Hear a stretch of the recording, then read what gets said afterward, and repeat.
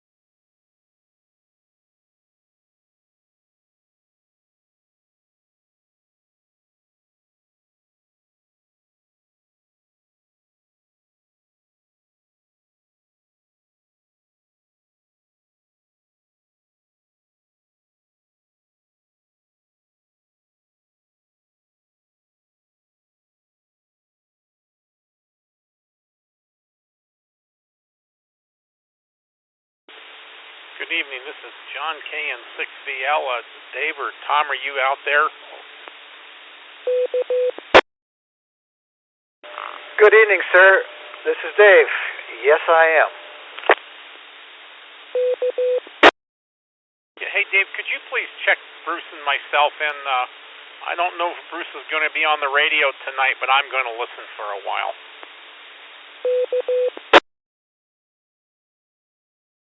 All right, John, we got you both checked in. Thank you for letting us know. Okay, this is, thank you for taking the early check-in, Dave, and we'll talk to you later. KN6VL.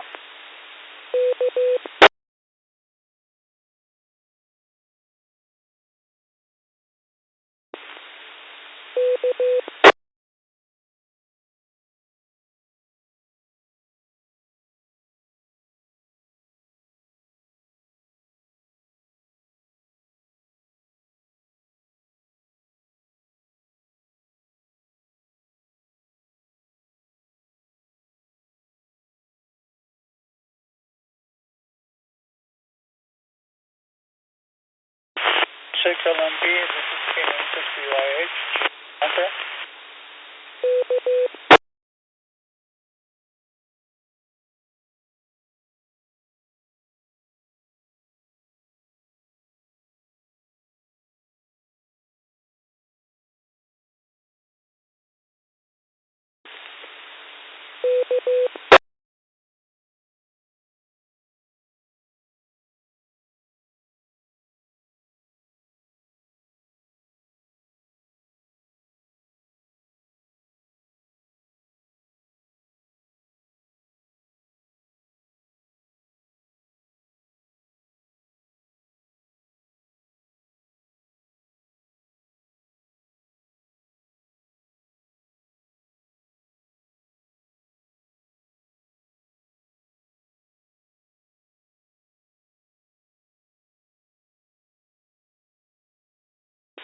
KJ6LMP, this is KN6BYH. Gene, you out there?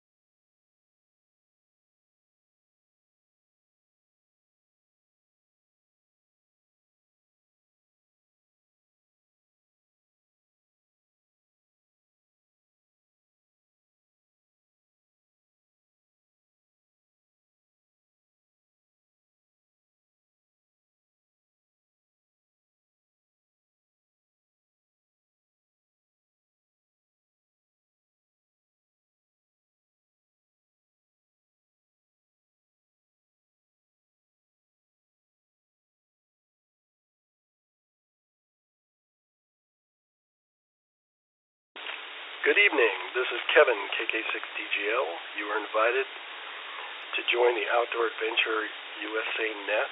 We will start in 5 minutes at 7:30.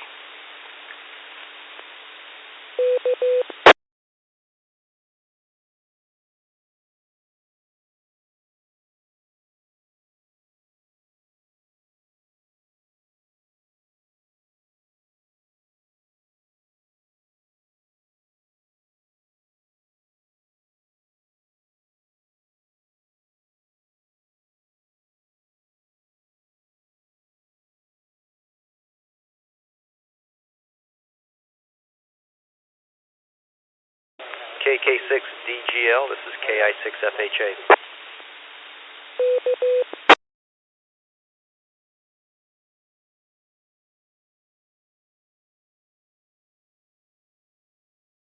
Hey, Tom, this is Jack, KK6WXQ. Kevin's just stepped out. Go ahead.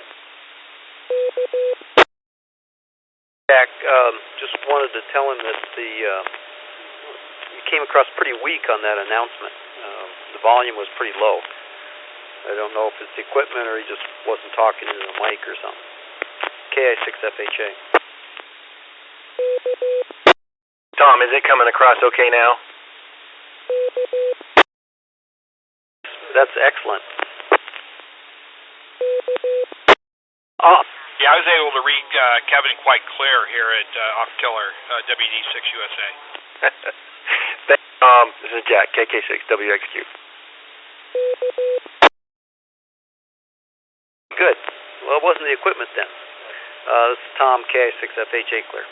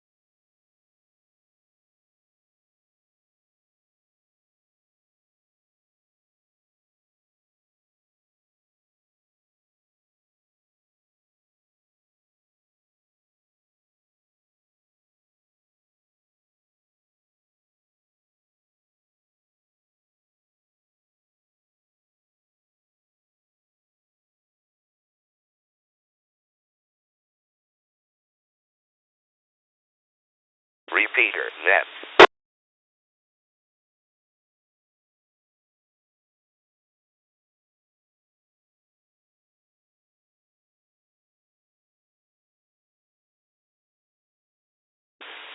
Good evening, everyone.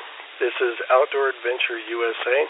We'd like to welcome everyone to the Outdoor Adventure Net, which is offered every week on Thursday evenings at 7:30 p.m. This is Kevin, KK6DGL.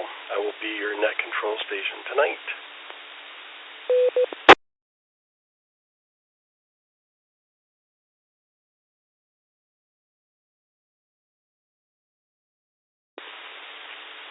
If there's any emergency traffic, please come now.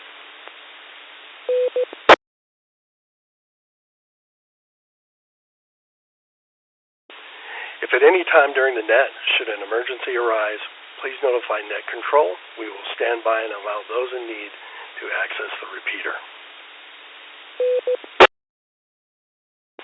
These nets cover a wide range of topics including four-wheel drive, ham radio, camping, outdoor medicine, destinations, navigation, vehicle repair, maintenance, shooting, reloading, and other topics.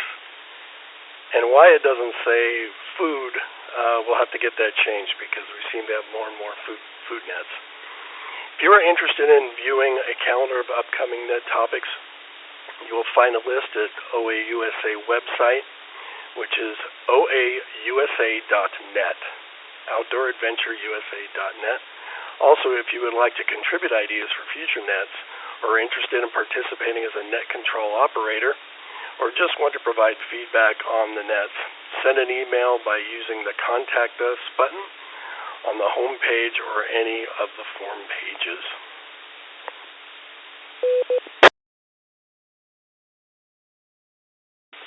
This week's net topic is hot sauce. And I just mentioned that we have a lot of food nets, and this is one. You can get most out of this net by going to the website, oausa.net. Here's how you get to it. Go to the tabs on current net preview.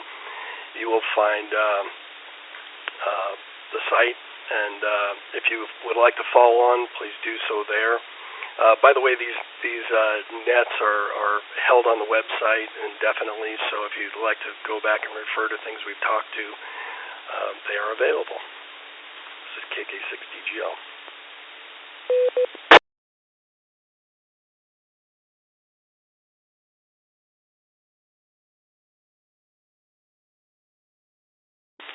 We'd like to extend a welcome to everyone on our repeaters and nodes. I do not have a list of them in front of me, but thank you very much for participating.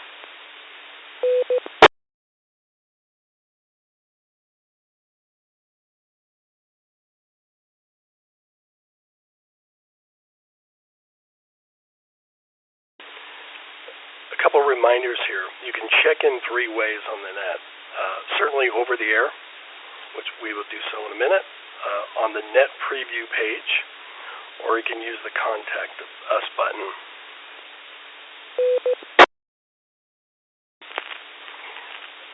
Currently, the IRLP node is down on Keller Peak. EchoLink, both EchoLink and IRLP node are down. So for tonight, if you go to www.kpra.net/listen.html,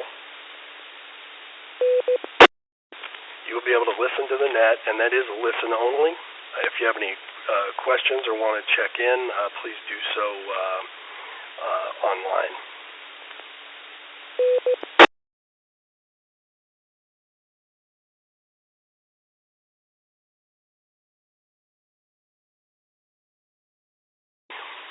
We're going to start with our check-ins.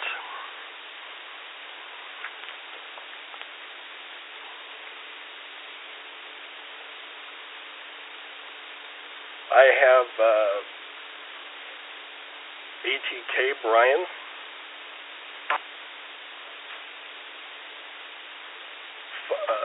DX Ben, OUO Alex, SJP Jeff, WDX Bernie,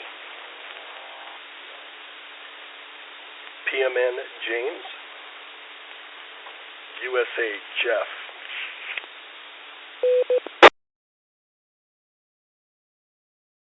And if I missed anybody, I apologize. Now let's go to our regular list. AWB Bob. Good evening to the net. This is KM6AWB. Thank you, Bob. Kevin is here. I know Dave is here. KD7DUG Doug.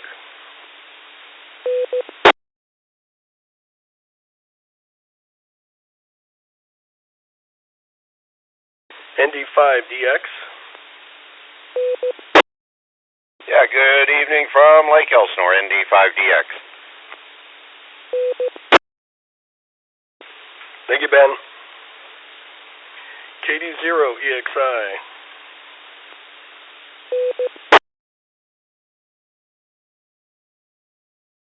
KI6FHA, that's Tom. I don't know if Tom is here. Good evening, Kevin. This is Tom. I am here. Over here with Dave. Thanks for doing the net tonight. This is Tom, KI6FHA. You are welcome. K9FOG.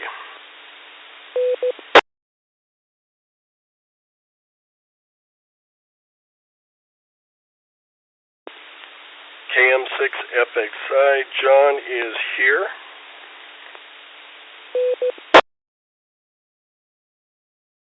We got an early for KD6GCO Bruce. Thank you.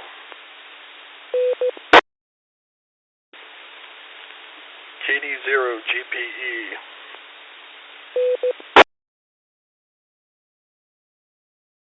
AG6IF.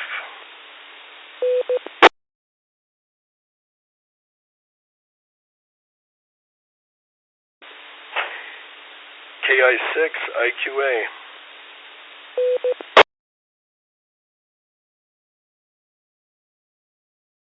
KK6OUO. Hello, Kevin. This is Alex, KK6OUO, San Diego. Back to you. Thank you, Alex. KI7SDI.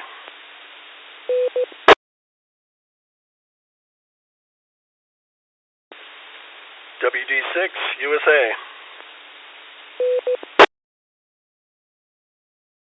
WD6 USA, checking in.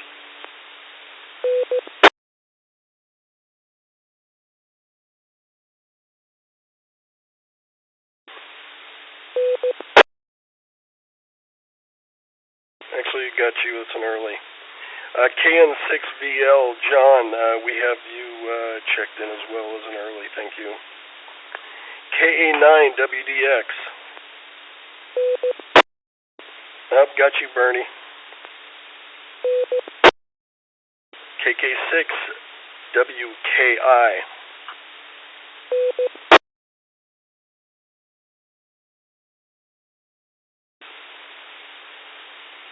KK6WXQ is present. AE6CO. Well, good evening. Please check in Paula, KK6LWW, and myself. This is Chet, AE6CO.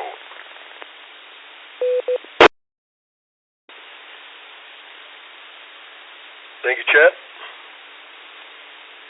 KK6DYO.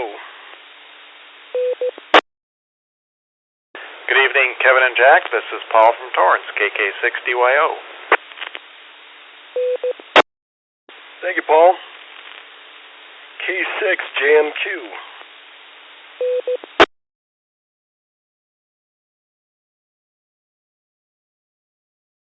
KI6KUI.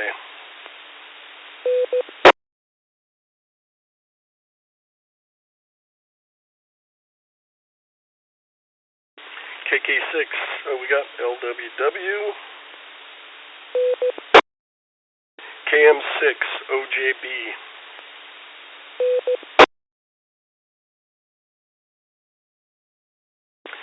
KM6ZDH.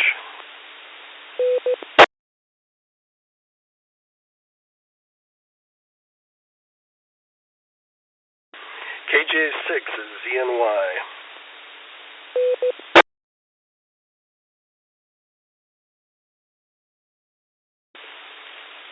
VK2DY.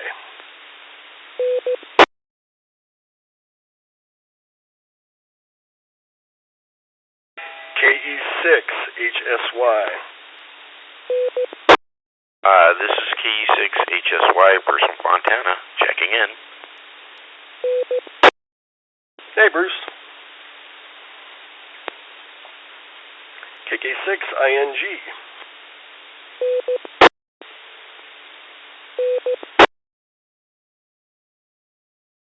K5LFE.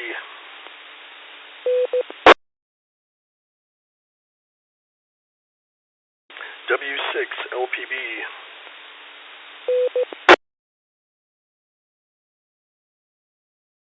KC6NJJ.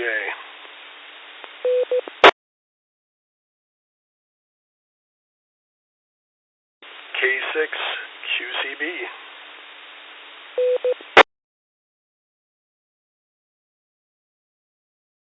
KE6BPZ.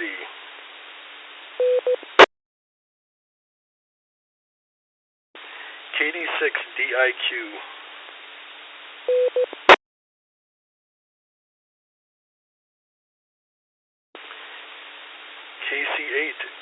KC8FQB.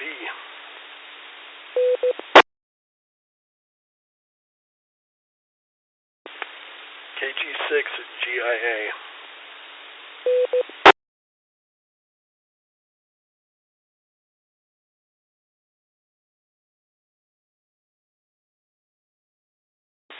W6BET.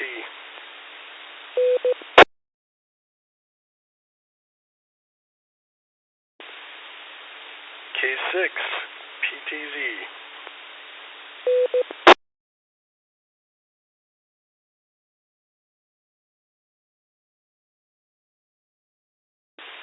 That brings us to the end of our regular check-in list. Give me one moment, and we'll start our late Mr. Guest.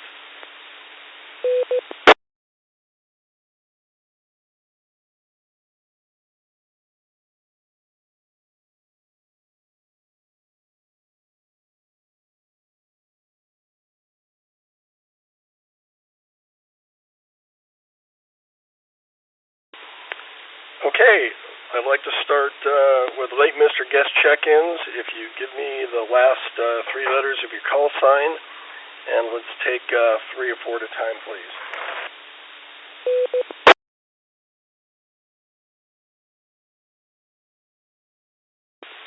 CQX.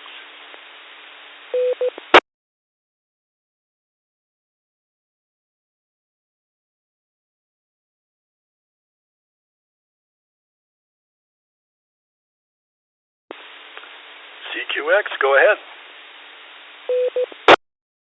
Hi, good evening. This is Rick, KN6CQX, just checking in, listening in on the net, and looking forward to hearing what you guys are up to. Thank you, Rick. Any other late Mr. Guest?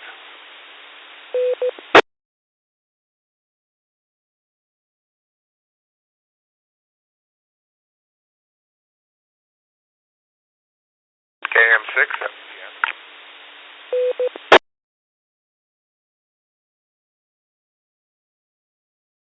Please repeat full call sign and name.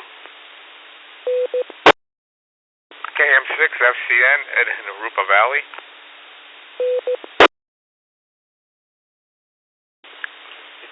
Thank you. Thank you for the check-in.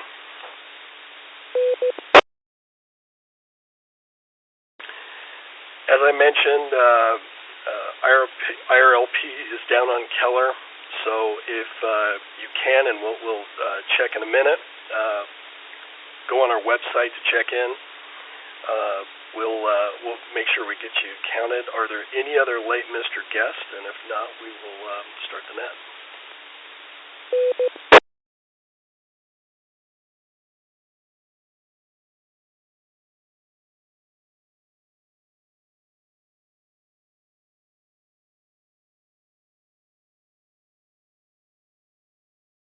Okay, this is Jack, KK6WXQ, stepping in here for just a second. I wanted to thank everybody so far for checking in. As Kevin mentioned, IRLP and EchoLink are down tonight, which literally means we're missing, well, a whole significant number of folks that would otherwise be able to check in and listen in on EchoLink or IRLP. I wanted to take a moment to thank Kevin for this. We're going to go ahead with tonight's net, and it's on a really cool topic, and I know everyone that is able to listen in will really enjoy it. So, but just wanted to acknowledge that it was, Dave and others worked really hard to try and get this up, and to just no avail. It just wasn't happening. As late as just a few minutes ago, they were working hard to get IRLP back up, but it didn't happen. So with that, I will just say thank you to all and apologize for the inconvenience. So with no further ado, I'm going to hand it back to Kevin, and we can start the net tonight on one of his favorite topics, hot sauce.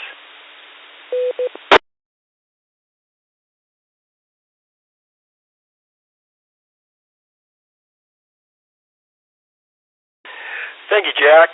I'm going to read something. If you're on our web page, you can see this, but I'm going to actually read this from Dave, and then I'm going to add a little bit to it.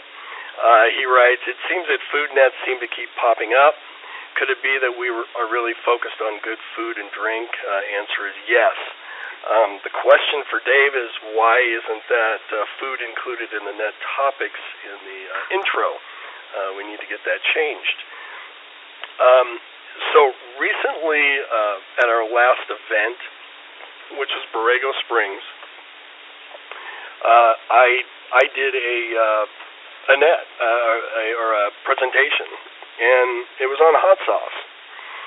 The way this came about was at field day. Tom and I were eating lunch, and there was a bottle of Frank's Red Hop there. It's KK6TZG, Kevin. And it seems we both had the same idea that we should have brought some hot sauces, because if you've ever been to one of the events, you know that a lot of the ideas you see on net topics actually come from discussions we have at various events.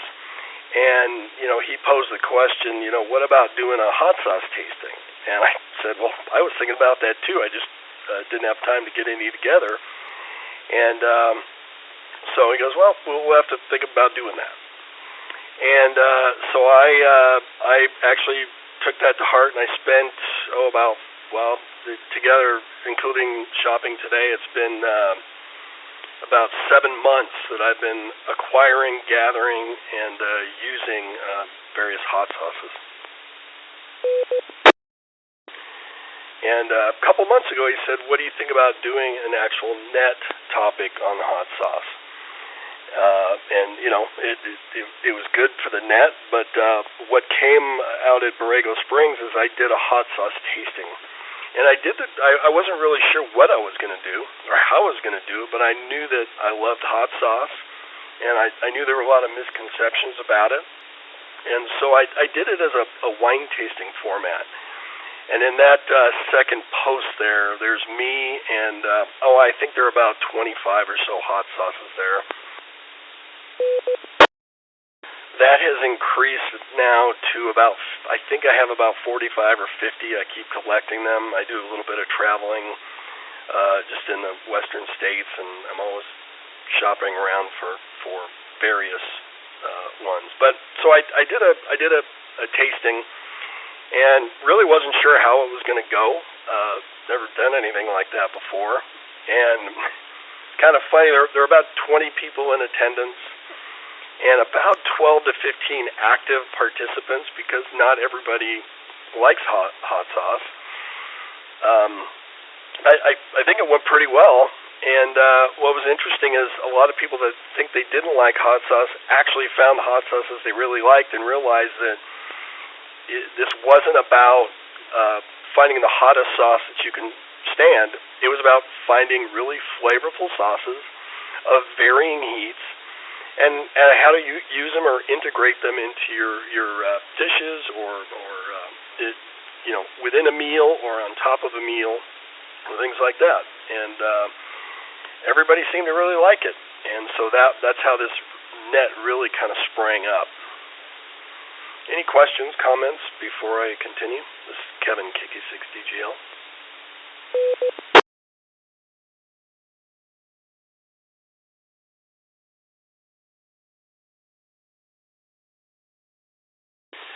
So post number 3, I've got a picture of a jalapeno.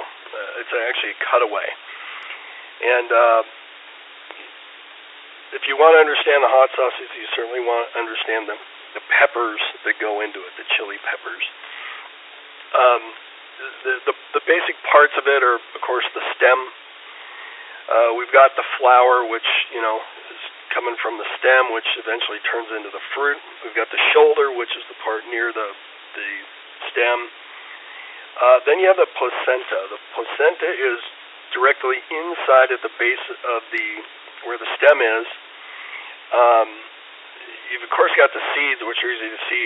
And here's the important part: is the rib or the membrane inside that forms the structure of that. That rib is where the glands are that produce the capsaicin. Capsaicin is the chemical compound that actually gives peppers their heat. And so by removing that, we remove a lot of the heat. About 85% of a pepper's heat is housed in that membrane, about 10% in the seeds, and the rest, the flesh itself and the skin are about 5%. So if you want to add some flavor to, a dish, but are concerned about getting it too hot, just remove all the seeds in the membrane, and you will have, about 95% less of the heat, regardless of what type of pepper it is.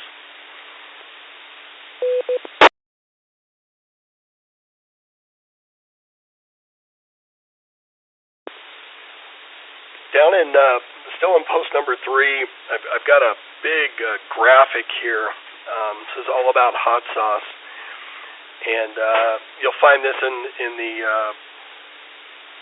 all about section where this came from. But hot sauce in its simplest form is peppers, vinegar, and salt.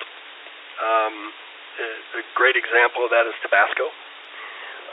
The reason Tabasco is used in military meals ready to eat, things that you can take out with you, things that in meals that last a long time, is because it itself lasts a long time. And 20 years is easy for a hot sauce that just has those simple ingredients. The salt and the vinegar act to preserve it. But that's just getting started with hot sauces. I would like to talk a little bit about the history of hot sauces, and to do that we need to talk about the history of the pepper plants. Mayans and other areas in South America are found to have been the first ones to actually cultivate pepper plants. And there's a lot of record of them not only cultivating the plants themselves, but utilizing that in the various foods. They find the seeds and things like that in vessels and other things. Christopher Columbus is credited with bringing those plants, the first plants, to Europe, but it was actually the Portuguese. It's actually the Portuguese that, because of their seamanship and their number of ships they had, they were the real ones that transported more than anybody plants, spices, and yes, slaves around the world. And that's the proliferation and the variety of the pepper plants you see. Is a direct result of trading.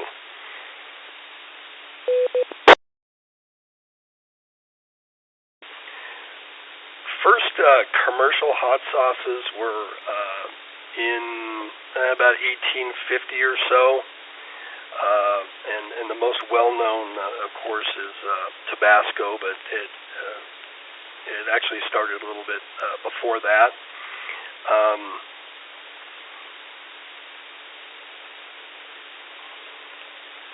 If you move down in this graphic, you can see we've got a world map, and you can see a lot of the different hot sauces, but also the types of hot sauces throughout the world. And of course, there's a lot more types, but these are the main ones that grew from cultivation in those areas. It's Kevin, KE6TZG. Any questions, comments?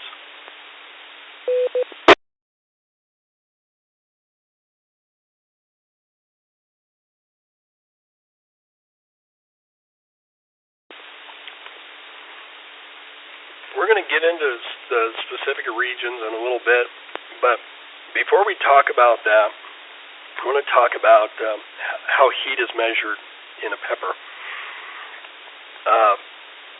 The capsaicin, again, that's the active chemical compound that produces heat in a pepper, goes from a bell pepper, which is 0, up to the current the pepper that holds the record is the Carolina Reaper, which can be anywhere from 1,400 to 2,200 Scovilles.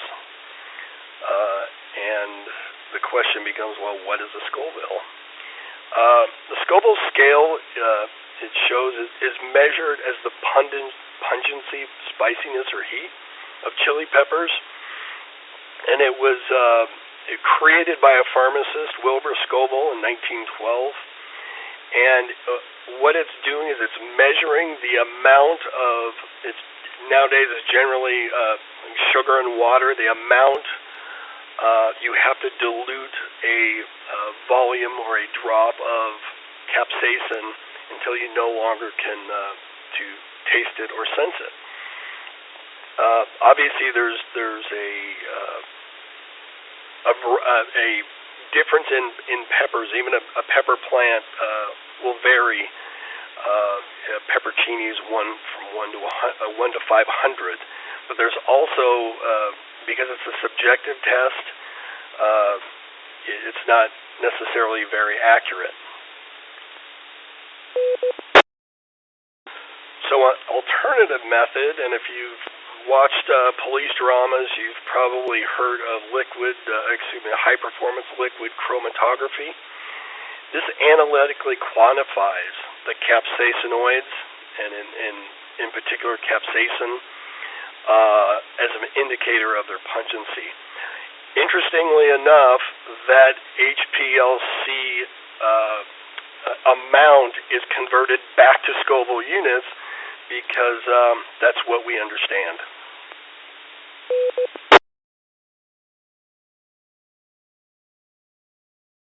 Any questions, comments? This is the KE6TZG repeater.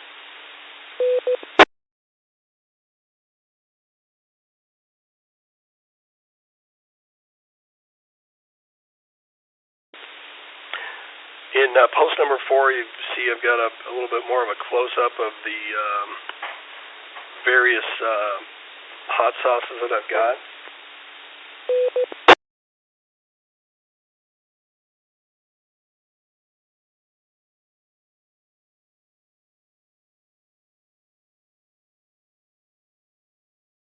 Thank you. Tough technical difficulties. The time is 2000 hours. There's a great variety of types of peppers, types of hot sauces. I do want to go through, I guess one of the things I'd like everybody to understand is the types of sauces, how to determine if you're in a store, if you're likely to prefer one sauce over the other. I think that's important. I think that's one of the reasons a lot of people don't eat more pepper sauces. They just don't know what to get. This is KK6DGL. But before I get into that, I want to do a few fun facts about peppers.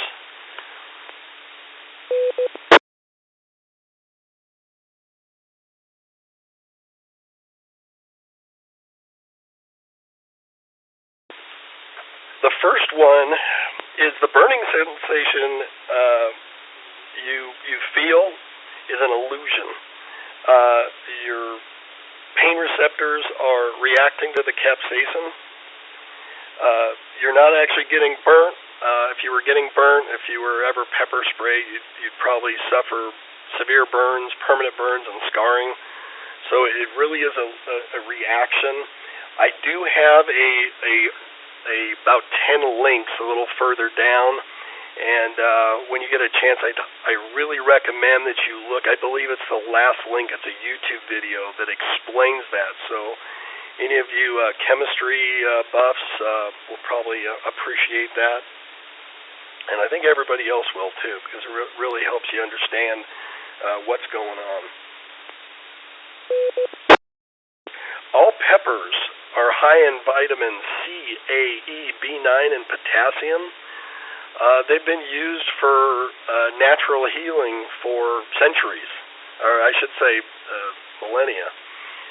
Capsaicin, the active ingredient, is the active ingredient in many arthritis medications.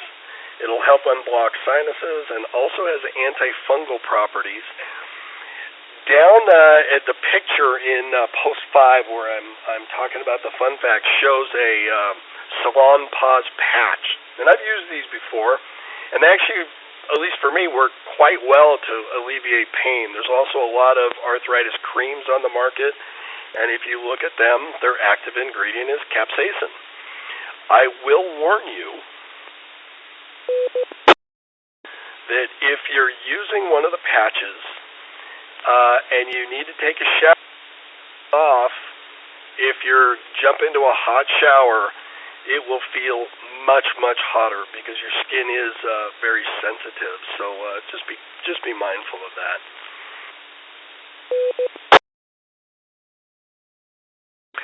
Small peppers tend to be hotter than large ones, and thin-stemmed peppers are hotter than those with thick stems. This is one of my favorites. Mammals are the only animals that are sensitive to capsaicin. One of the advantages to the pepper plant of that is because birds aren't affected. They can eat the fruit. They can ingest the seeds. They can pass those around, and it's a fantastic way to reproduce a plant. Consuming hot peppers will not cause an ulcer, but capsaicin can aggravate them. That being said, there is research that shows that peppers can actually help with digestion, partly because they increase the mucus, which can actually help an ulcer. So, if you have a sensitive stomach, we'll talk a little bit about how to choose the right hot sauce. The human body does not break down capsaicin. I'll let you figure out the ramifications of that. The more hot sauce you consume, the less sensitive you tend to become to it. This is KE6TZG. Any questions or comments? DYO. Go ahead, Paul. All right, Kevin, so you say in point 1 that the burning sensation is an illusion, and presumably point number 8 means it can burn twice. But I'm kind of wondering about if you guzzled one of these containers of hot sauce, are you saying that it's just an illusion, or would it wreak havoc on your digestive system? I'm just kind of wondering.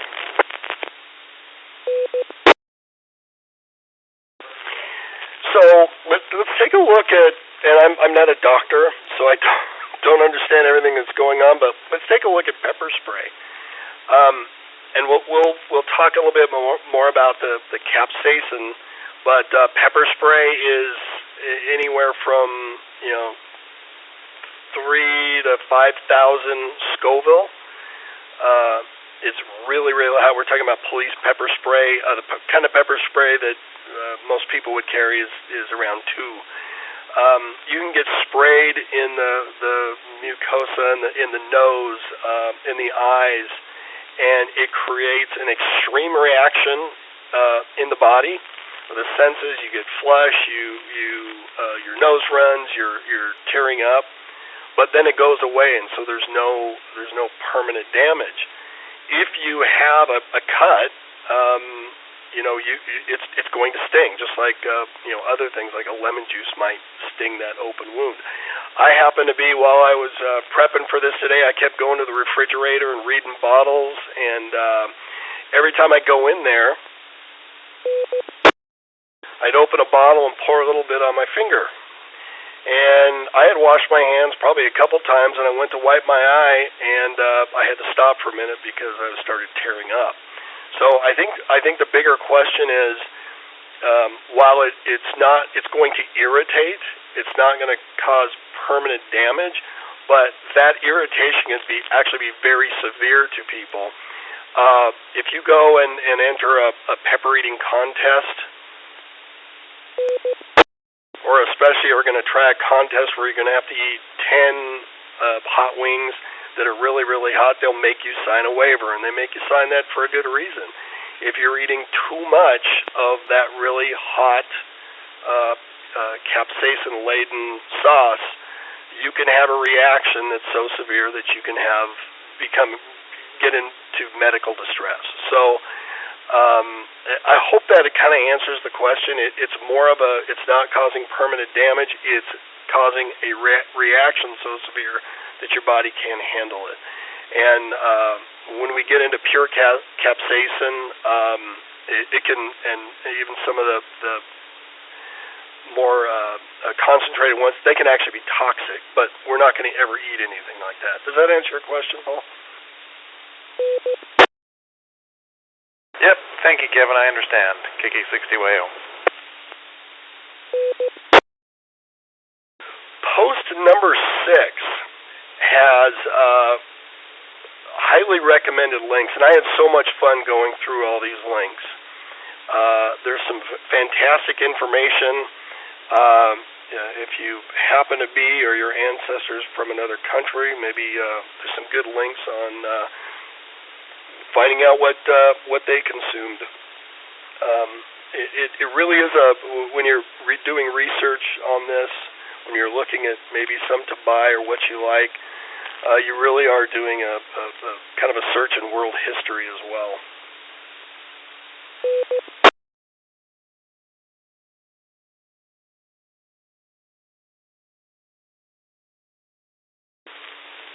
The next post, which is 7, is a picture. It's a shelving unit it's a store called Hot Links. It's in Long Beach, California. There are many other stores like this, and if you happen to be near one and you're interested in hot sauces, this would be a great place to go. Most of them will allow you to taste various sauces. It's Kevin, KK6TZG. This particular location allowed me to try any sauce that they had. Some they didn't have open, and I didn't really care to open it, but she was ready to open anything I wanted.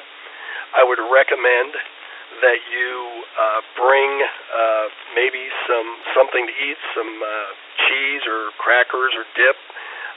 Just like wine tasting, you want to do two things. You want to cleanse your palate, because you don't want to keep tasting what you just tasted. But in the case of peppers, we want to also eliminate that heat so we can try the next one fresh. So I went to this place 2 hours later, and it was actually a little bit over $100. I had a great time. Any questions, comments?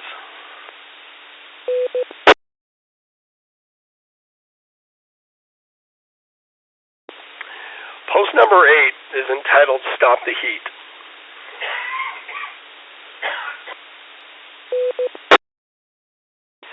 So I've got a couple just quick, easy recipes if you're going to eat hot sauce, or you're going to maybe serve it and you're going to have people over. Just some quick dips you can make.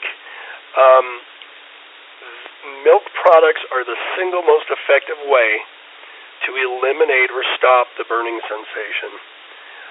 Again, just like wine tasting, you want to clear your palate, but you also need to eliminate that burning sensation, especially when you're tasting a variety, because how are you going to know how hot one is compared to the other? And I found that out today. I went a little crazy and with the fridge open and started tasting things, and pretty soon I couldn't taste one from the other. It's the milk protein casein, CASEIN, that encapsulates the capsaicin, the active ingredient or the active compound in the peppers, and it actually neutralizes. So it encases it and neutralizes it. I would highly recommend, again, you go and look at that YouTube video. I found it fascinating, again, if you're into that sort of thing.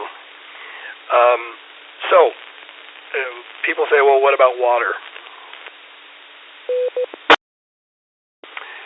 Water really doesn't do any good. Capsaicin is what's known as a non-polar molecule or a non-polar solvent. And any chemistry people know that like dissolves like. Well, if capsaicin is polar, you want a a nonpolar, you want a nonpolar solvent to neutralize it. Water is a polar solvent. So essentially it's like oil and water. All the water's doing is swishing it around in your mouth and then creating that burning sensation everywhere. Really is not effective. Milk or milk products are extremely effective, and I think people found that out in the hot sauce tasting. And even people that really didn't like hot sauce found that they could taste something and then they could eat a dip afterwards, or even put it on a cracker with dip, and they could really enjoy it. They could taste the actual flavor of the ingredients and not be overwhelmed by that heat. Questions, comments?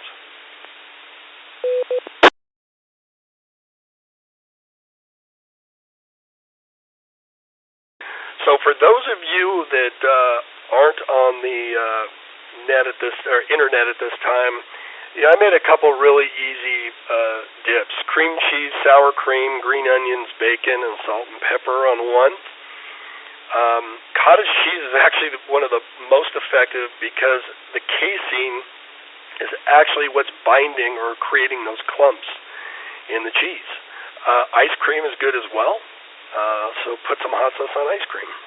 The other one I used is whipped cream cheese. I like whipped cream cheese because it mixes in. I use Greek yogurt, tzatziki seasoning, feta cheese, and green onion, and they went over well. We polished those off. I also had a variety of pack of cheese out there, and some crackers and chips. So if you decide to try some or taste some, we got the Super Bowl coming up. Put some milk-based dips out there. KK6TGL. Any other questions, comments before I get down to my breakdown of types of sauces and then into some actual sauces?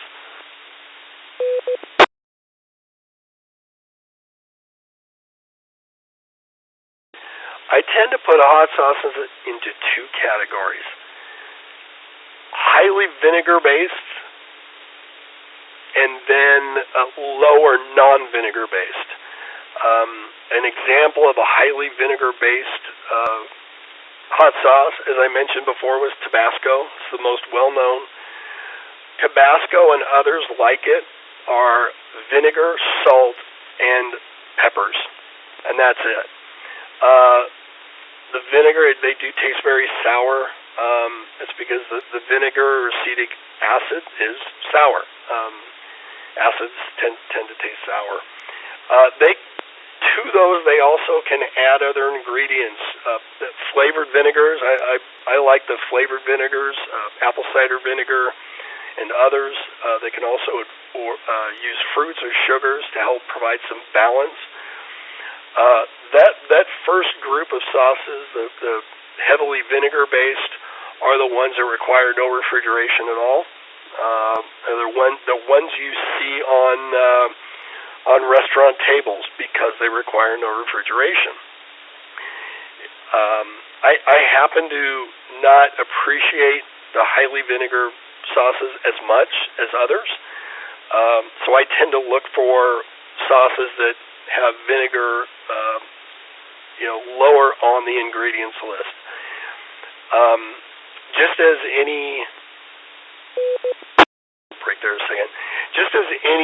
other food label, the higher up an ingredient is on the list, the higher the content of that.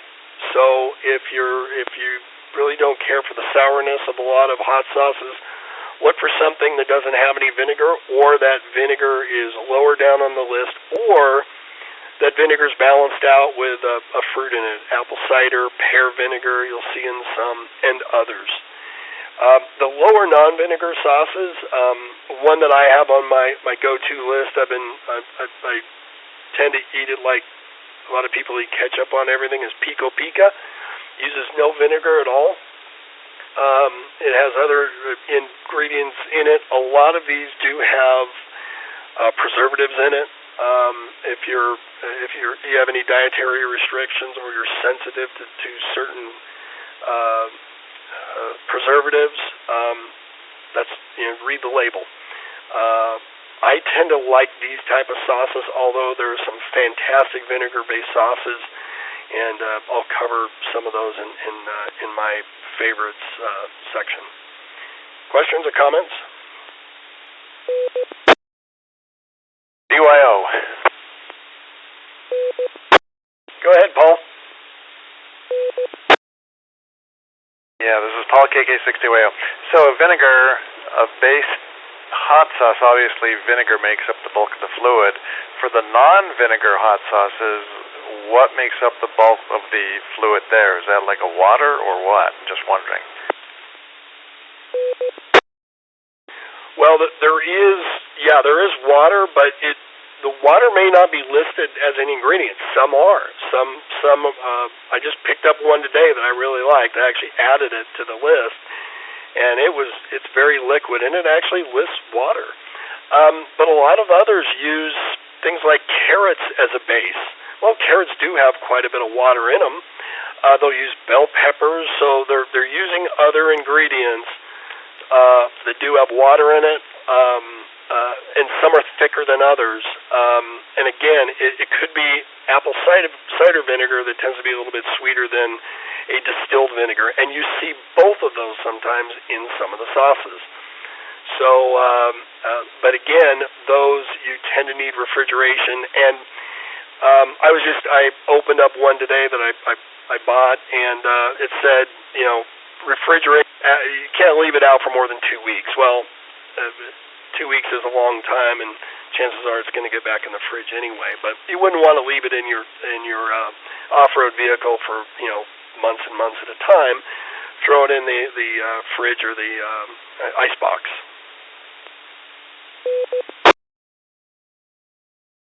All right, thank you, Kevin. Thank you, Paul. So I'm going to start with regional sauces, or I should say sauces of the world. And this was the most fascinating part for me in my research, and it still is to me. And unfortunately, the hardest, what I really tried to do when I was acquiring sauces was acquire authentic sauces. I didn't want to get a sauce that said it was from South America, but it was made in California or the U.S. I was looking for imported sauces. I wanted as authentic as possible. That can be tough to do. As we go down the list, you'll see some really interesting sauces and interesting ingredients. And if you can find those more authentic ones, I didn't go online to get any. KK6DGL with OAUSA. I wanted to go and try to experience the sauces. I wanted to read labels, and for me, especially doing some traveling that I was doing, I had some free time, and I could go into an Asian market, an African market, other markets to find something that was authentic, and it was actually quite tough to do. At Field Day, I've been asked to do another tasting, and I will have a lot more sauces. From the United States, certainly the most well-known is the Louisiana style, and as I mentioned, vinegar, salt, and salt and pepper, black pepper, and chilies. That's pretty much it. The examples of these are, of course, Tabasco, Texas Pete's, Louisiana brand, Crystal, Red Rooster, and Trappies. They all have those ingredients. What's interesting, though, and you'll maybe appreciate this, Paul, is you also want to look at, so in some of these, vinegar is not always the first ingredient. Pepper, or chili pepper is the first ingredient, vinegar second. And it actually makes quite a big difference in not just the sourness, but the overall flavor profile, if you will, of the sauce. Buffalo sauce has, like you use in buffalo wings, is cayenne peppers, vinegar, garlic, and butter. A great example is Frank's Red Hot buffalo sauce, but Frank makes Frank's Red Hot and then Red Hot Buffalo. and the ingredients are very similar. You got vinegar flipped in that, and then you got the addition in the buffalo sauce of garlic and butter, or especially the butter. So very similar sauce, tweaked just a little bit to give it really quite a different flavor. Sriracha is, well, California. The most well-known one is from California via Vietnam and Thailand. It's chilies, sugar, salt, garlic. There's some preservatives in it. And there are a lot like it. I happen to like kind of a variation of it, but it has some additional ingredients I'll get to in a minute as I move down. The sriracha that we know from Southern California has the distinction, and I couldn't find any others, but it could be the only hot sauce company that was sued by the city it resides in for the strong aroma emanating from the plant. And my previous job was working with as a reliability person working in plants, and the aroma near that plant is, let's just say it's astounding. It's gotten a lot better. They've done some things to mediate that. This is KK6DGL. Kevin, are there any questions? Kevin, this is Tom, KE6TZG. Yeah, I was wondering what the outcome of that suit was. I remember them being sued, but I don't know what happened. I thought they were going to shut them down. No, from what I read, I've been away from that part of my company for a while, but from what I read, that they did the remediation that they needed to do. They're actually, if you were doing any research on it, you got to be careful because there was a different lawsuit from a supplier of the peppers.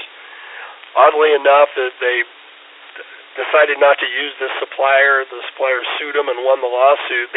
The supplier that sued ended up using those peppers to make their own sauce, and I don't know which one that was, but I didn't have time to look that up. But again, there's some interesting things going on in businesses, and I guess these are no different. Any other questions, comments? Tom again. On that Frank's Red Hot, the one with the butter in it, does that have to be refrigerated?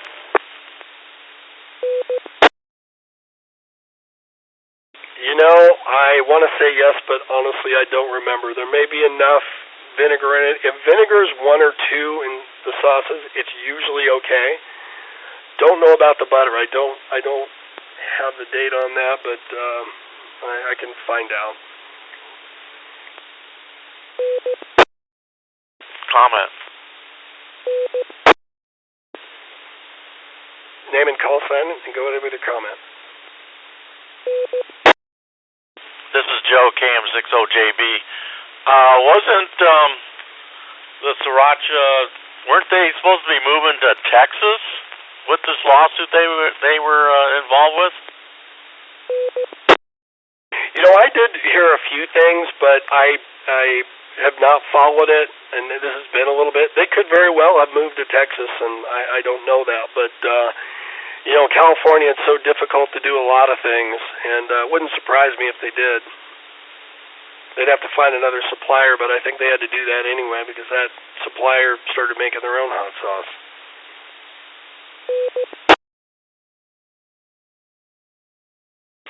So the next group of sauces is what I call the stunt or boutique sauces. Not my terms, but the terms I've come to think are most appropriate. The key ingredients of these are vinegar, ghost peppers, the Carolina Reaper. Those are among the hottest peppers in the world, and other chilies. Some of them use pure capsaicin extract, so they're using the actual capsaicin in addition to or in lieu of the pepper itself. You'll see a lot with silly names and slogans. Some of them are actually quite good. Some of them are very good. There's a couple of them that are some of my favorites. I wouldn't discount them just because of a name, but I think the key is look at the label. See, again, people tend to be on the vinegar side, high vinegar or low vinegar. If what's in there seems attractive to you, you got to owe yourself to try it. If it's in your flavor profile, if you like the high vinegar ones, chances are you're going to probably like it. I just found one today. I actually didn't find. I found it in my cupboard, and I hadn't opened it. KK6DGL, and it's probably the hottest one I have, and I didn't like it. Not because it was too hot, it's because I didn't like the flavor.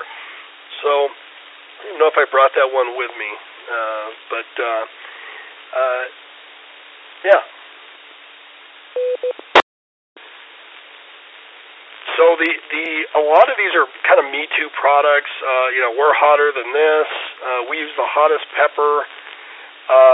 As a general rule, if you go to a store or you're doing a tasting somewhere, or just tasting it, you're at a restaurant and they offer something hot. Here's the general rule: you're going to either get a tiny drop on the end of a toothpick to put on your tongue, or you're going to have to sign a waiver, and then you're going to end up entering a contest for bragging rights. I'm not into these really hot sauces. They tend to be so hot you can't enjoy them. And I do probably enjoy more heat than most people, but I really enjoy the flavor and the ingredients, the background, the origin of the sauces as much as anything. It's in that respect, it's very much like wine. They have their own personalities, and I know everybody can find some that they like, whether you like zero heat or a lot of heat or somewhere in between. There really is fantastic hot sauces out there for everybody. Let's go to Jamaica.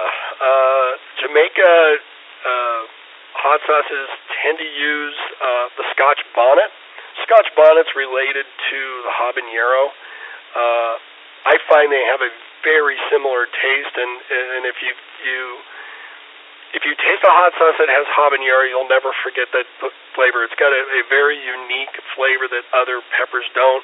I think part of it is you're getting up into an intensity, 350,000 Scoville units or above, and that's probably part of it. But when you get into those types of heat levels, what you're actually getting is you're actually getting less actual pepper in the sauce. And again, this is where you can look at a label, you can see the type of pepper, and you can also see the relative quantity to the other ingredients, and that'll help you judge how hot something is without ever tasting it. If the pepper is 1 or 2, and it's a habanero, it's probably going to be pretty darn hot. If it's a jalapeno, chances are it's going to be very tolerable. You're going to get a nice little sting, nice little burn on your lips. It'll last for a minute or two, and it's actually fairly pleasant. The key ingredient in the Jamaican sauces is, and I'm going to pick a pepper sauce. These are the ingredients: Scotch bonnet pepper, raisins, onions, mango, cloves, various herbs and spices, cane sugar, and cane vinegar. So we've got the vinegar way down at the bottom. It is a fantastic sauce, and very different. And when I'm looking at a hot sauce, if I see all those different ingredients and various herbs and spices, those are the ones I tend to go for. The Scotch bonnet pepper's up there at the top, but it really isn't very hot. There's another one, Eaton's, and it's got some similar ingredients, not all the cloves and things like that, but those are the interesting sauces to me. And again, this is just me.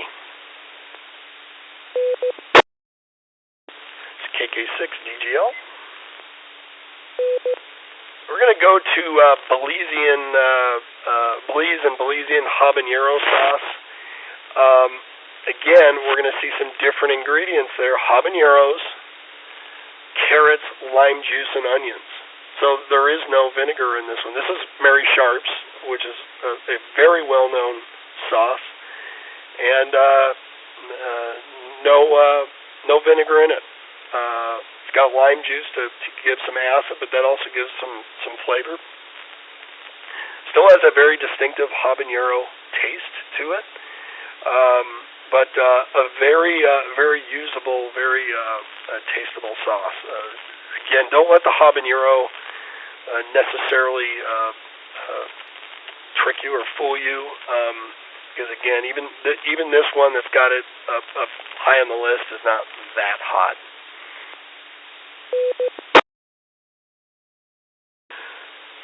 When we get down into the little lower down, we're gonna talk about some of my favorites, but hot sauces from Mexico. You'll see jalapenos, chipotles, which is a smoked jalapeno, and habanero. And I will say, Dave makes a fantastic chicken adobo, and it's probably another reason why you should come to an Outdoor Adventure USA meet, especially Field Day, or which is coming up the end of June, faster than you know it, or Borrego Springs, or one of their other excursions.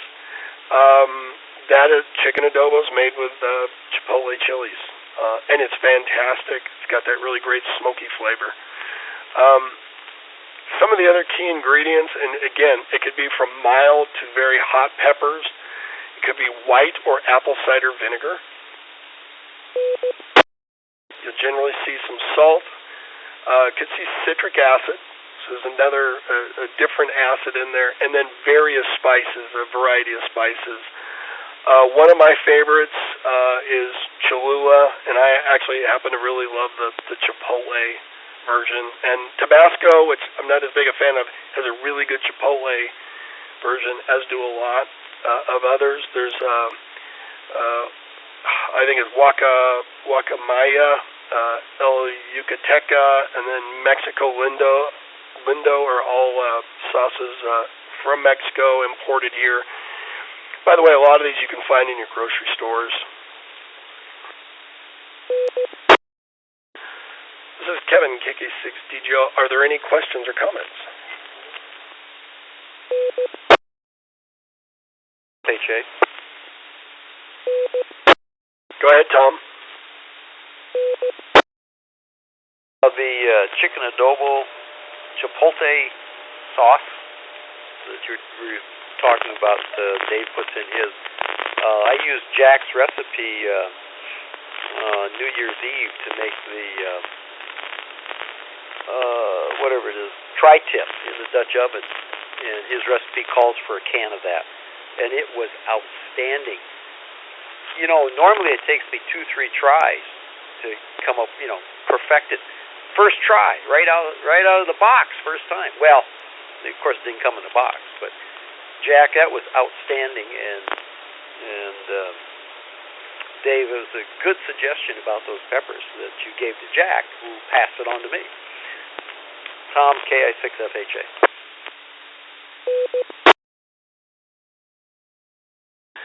The only reason that you received that recipe from Jack is because Dave had a small can, little 4-ounce can of chipotles left over, and wanted to know if somebody wanted them, and Jack said, yeah, I'll use them. So, again, another experiment went well at Field Day. Or maybe that was Borrego. I don't remember.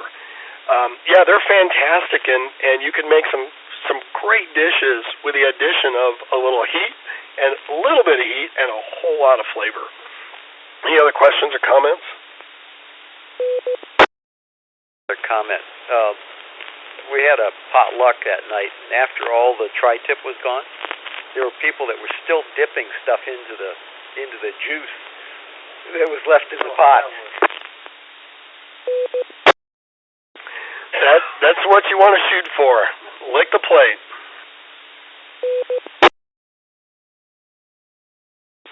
Okay, moving on in our world tour.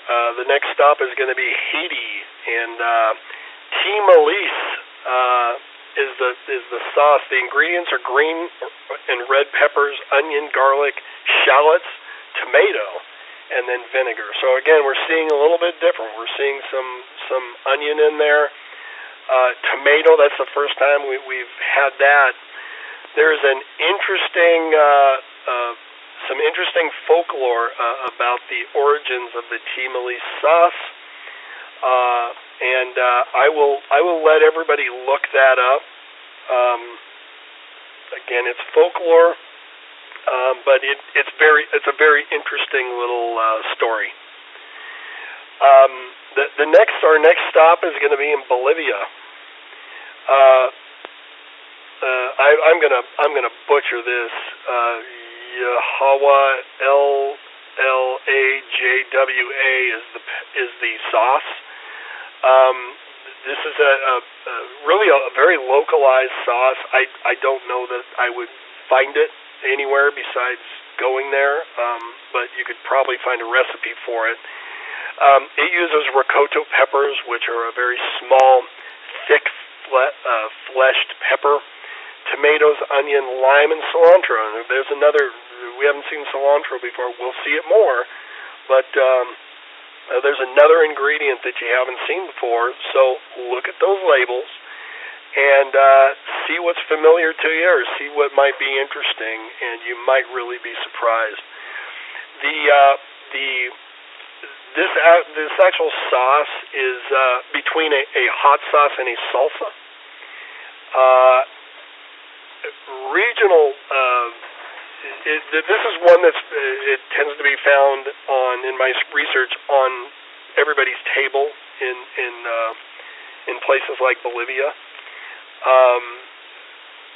In other places, Oaxaca, Mexico, they're known for their moles. And their moles, I was talking to a gal at a hotel that was from Oaxaca, Mexico, and she says, yeah, we're not. I asked her what kind of hot sauce. She goes, we're really into moles. You got mild, hot, and really hot. And she kind of chuckled about it, but she's very proud of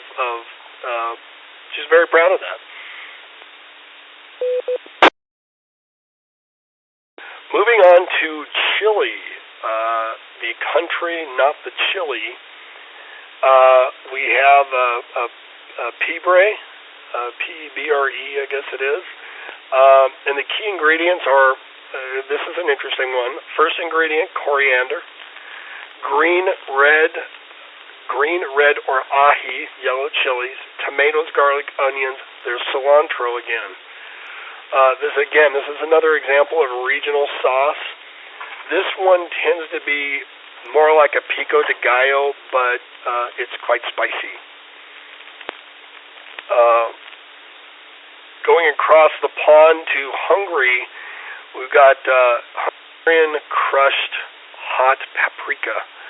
And if you're looking for paprikas, the smoked and the Hungarian are some of the best. They've got great flavor. Key ingredients in this sauce are hot paprika and tomatoes. That's it. And it's formed into a paste, and then it's added to dishes like goulash or chicken paprikash. So I found that interesting.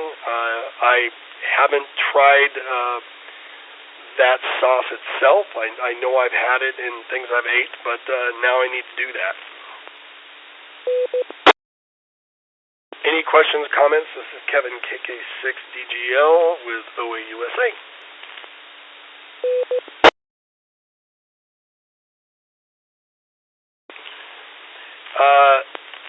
Harissa is a sauce found in Algeria, Libya, Tunisia, Morocco.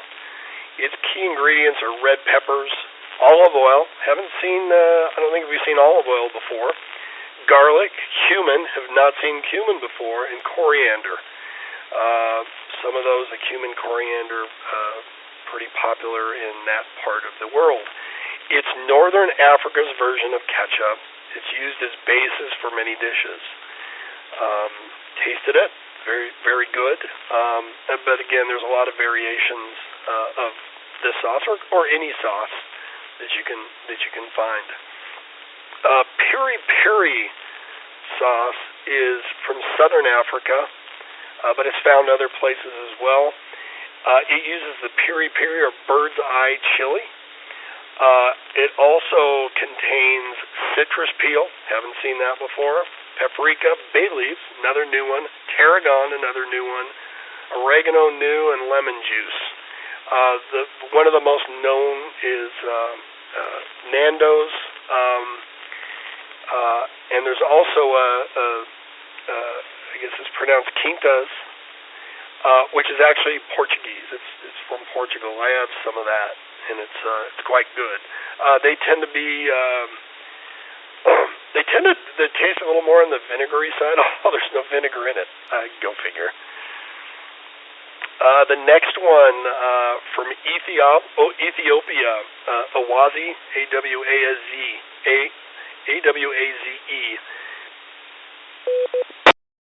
The key ingredients are fenugreek seeds, chili peppers, cayenne pepper, paprika, garlic, and wine. I have a Ethiopian connection. I know a family, and every year they go back to Ethiopia and they bring back the raw ingredients to make this sauce. And I spoke to him 2 weeks ago, and he and his wife are going to make us up a batch for field day. So we'll have some as authentic as you can get, and still coming from the United States. So I'm pretty happy to taste that. My mom has tasted it. She says it's absolutely fantastic. They actually have two different versions. One is added to food and one is not, and one is much spicier than the other, but I'm looking forward to that. Any questions?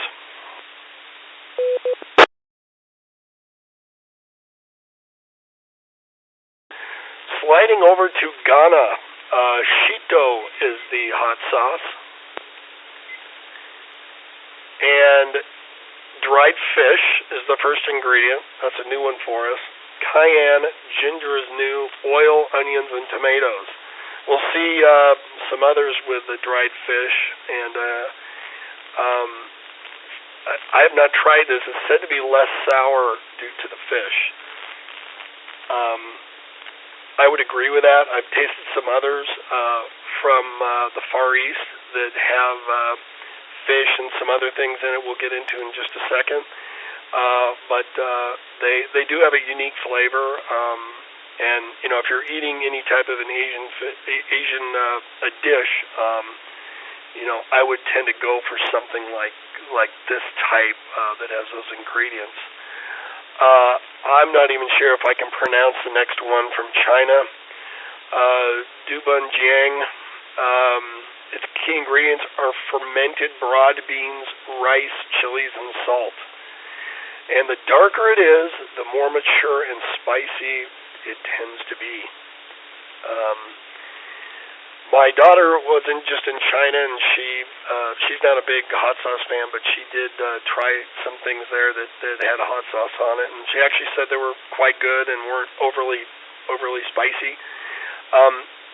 This area is the ones I found hard to get, but then again, I just wasn't in the right markets to find them. From South and North Korea, we've got Gokyang. I apologize, I'm butchering that. Gochujang. Fermented soybean paste, glutinous rice, red pepper powder. And it's used to make bibimbap and pork bulgogi. And I've had those dishes, and it was good, so I assume that the hot sauce or the ingredients are good as well. Our next stop is Indonesia, and sambal. This is one that I really like. When I go to whether it's a sushi restaurant or a Thai or others, I prefer to have sambal as my heat. A lot of the Thai restaurants, they actually use a chili oil. So very very similar in heat, a little bit similar in taste, but they don't have some of the things that these have in it. They use ground red chilies, Thai or bird's eye, shrimp or fish paste, garlic and shallots, and I think I'm kind of attracted to that fish paste. I think it imparts a good flavor to it, not overly salty, but pretty tasty. This is Kevin, KK6DGL. Any questions or comments?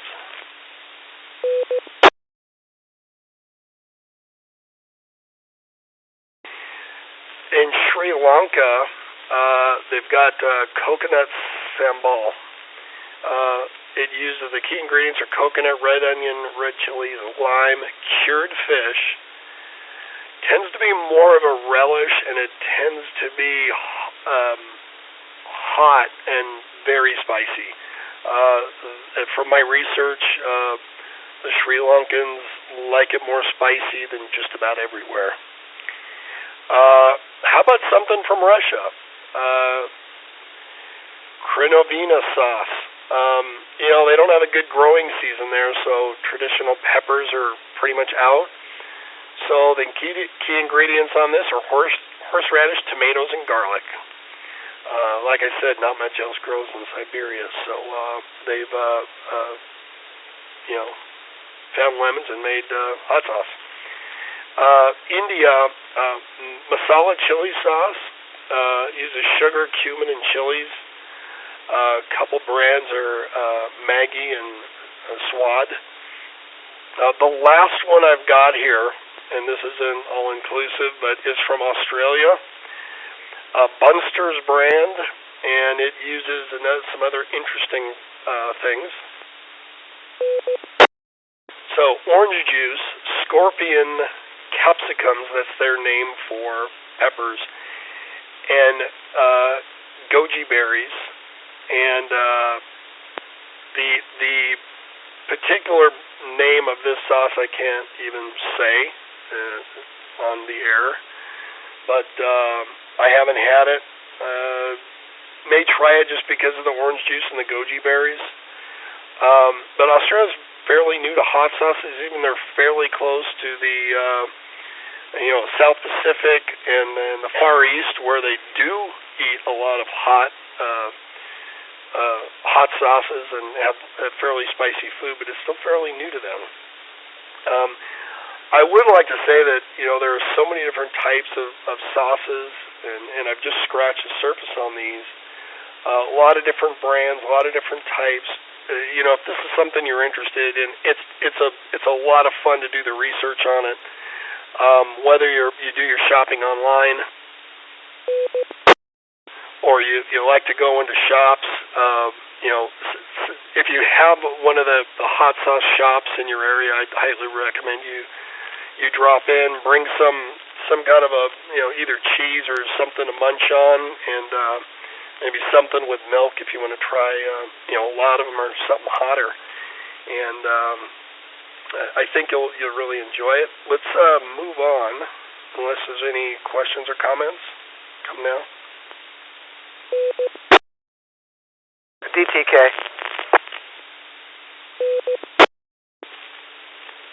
Go ahead, Dave. Thanks, Kevin, for doing this. This is driving me nuts. Are we going to get a preview of the hot sauces you plan on bringing to Field Day in June? And can we have a few suggestions from the list that you presented tonight to maybe bring those along as well? K6DTK.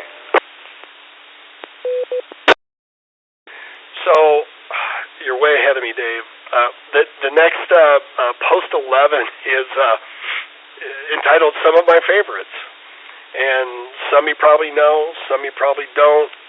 I also have some others down below that I'll get into, but I had a really great time doing the hot sauce tasting. It's one of the funnest things I've ever done. I really learned a lot, and I'm always trying to learn. And I hope everybody else that attended enjoyed it, and it was enlightening.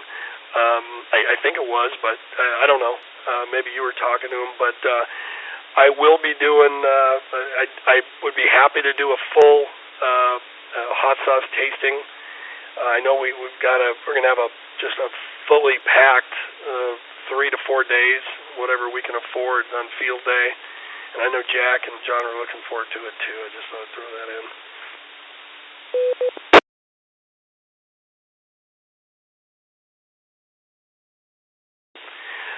So these are my latest go-tos, but I do swap things out. I've got a refrigerator in the garage, and a lot of the hot sauces live there. Whether they require refrigeration or not, I just throw them in there. So Pico Pica, I mentioned before, is it's a Mexican-style sauce made in the U.S. I really like the hot sauce. They do have a mild version, so if you're using ketchup now on your eggs or your home-fried potatoes, try a hot sauce on it. Try the mild Pico Pica, and I think you'll really like it. I like the hotter one. It's again, none of these sauces that I'm showing you, except for maybe 2, are particularly hot or really hot. I love the Pico Pica on eggs, on a variety of things. The next one I have is the Cholula Chipotle. That is imported from Mexico. Tapatía is okay, but it's got a little bit heavy on the vinegar. But if you like that, that's a great sauce. That's actually made in the U.S. I love the Cholula Chipotle. My new favorite is the next one in that picture. It's Queen Majesty habanero and black coffee hot sauce. It is fantastic. Contains red habaneros and black coffee. What's not to like? I'm sure Dave will like this because he likes coffee so much. I think I got that one at Cost Plus World Market. I maybe have that wrong, but I'll update the post or something. It is a fantastic sauce. It's a little bit thicker. I tend to dump that on eggs and things like that.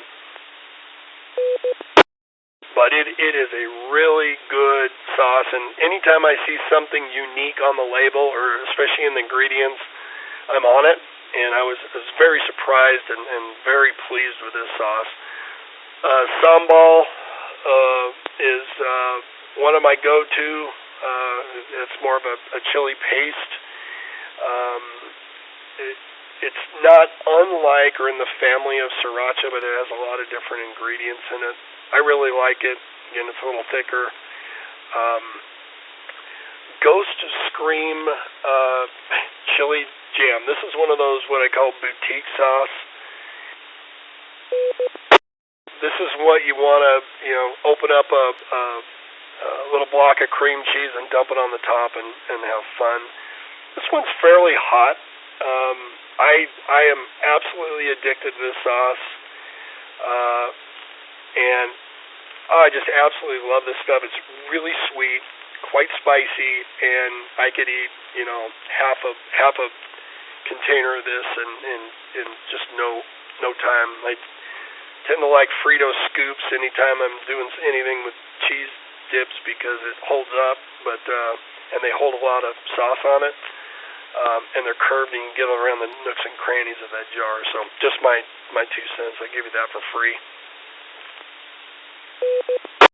The last 2 in this post are real tiny little bottles, and they're Arizona Gunslinger, and I got these from Santa Claus in my stocking. I think it came in a 5-pack, and I picked out 2 of them.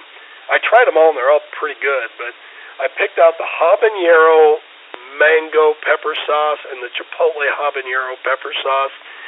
and they actually live in my travel bag now, and I'm going to have to replenish them. But I go to stay in hotels, and they usually just have salsa or just the usual hot sauces. So I like to bring this, and I can throw it on my powdered eggs and makes them pretty good. But look for those. If you find one you like, maybe I'll go online and see if you can find it in a really small travel size, or a smaller bottle, maybe just a couple ounces, and that way it's easier to bring in your vehicle if you're off-roading, less likely to break. But those are some of my favorites right now, or my go-tos right now. It's KK6DGL with OAUSA, and we were on the Keller Peak Repeater. Any questions or comments before I go to some other interesting sauces?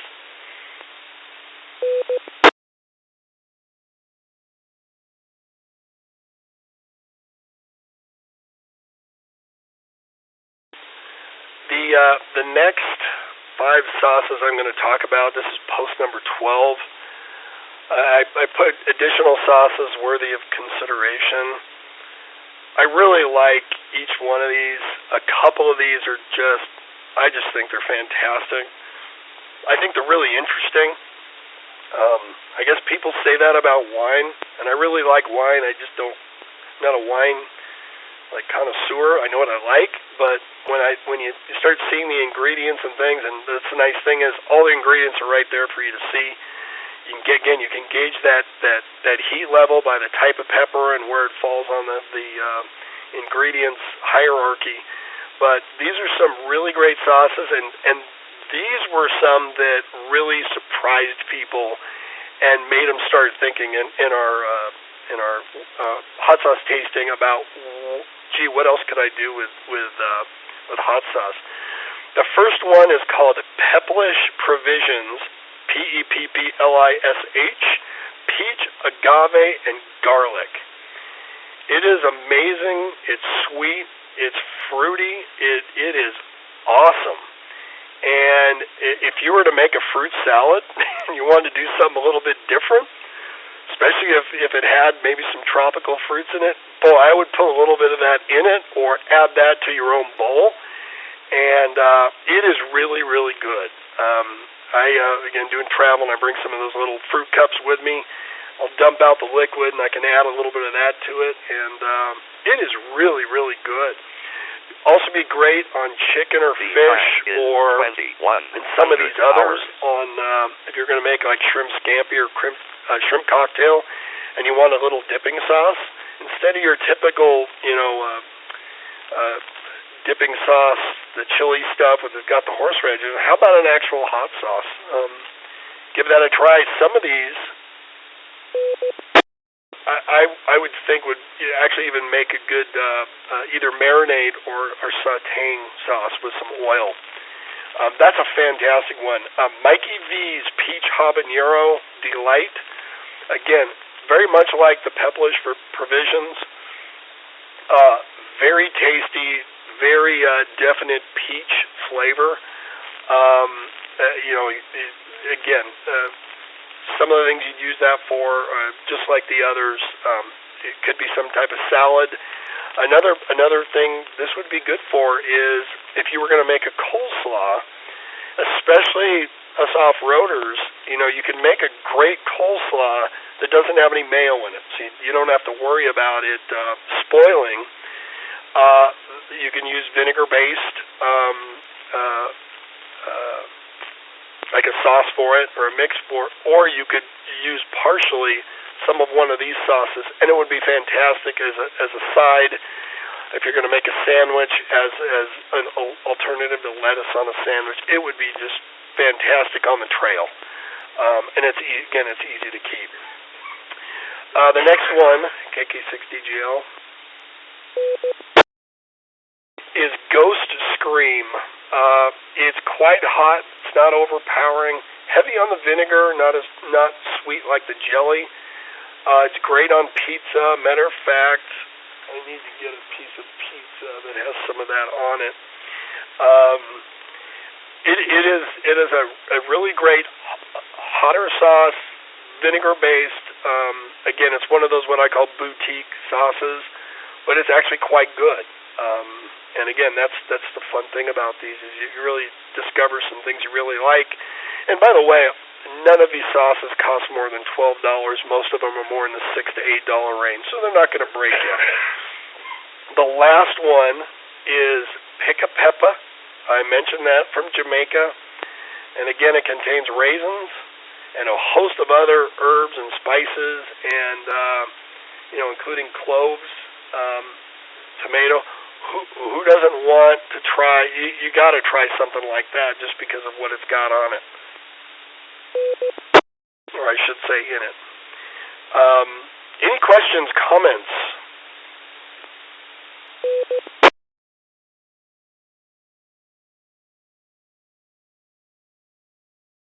FHA. Kevin, which one is the best on popcorn?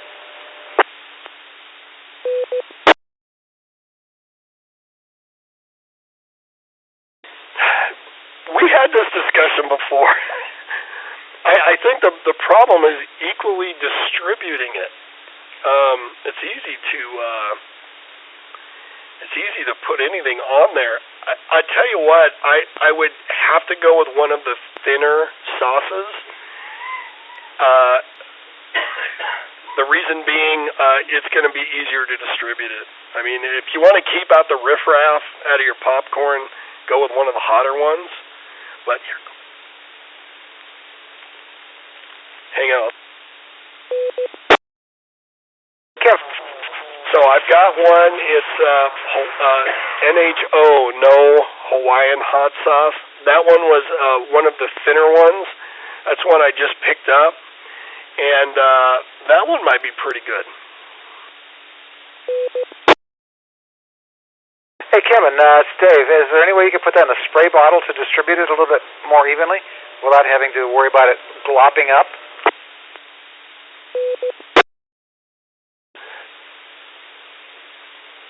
That's a good idea. That one you might be able to do that. And I'll be honest with you, any one of these sauces you could process in a food processor with a little additional liquid, and you might be able to get it down to that.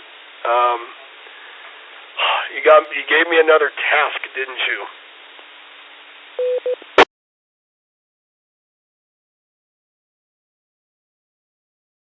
As a matter of fact, and we want to see the results at field day. Sounds like I've been voluntold again.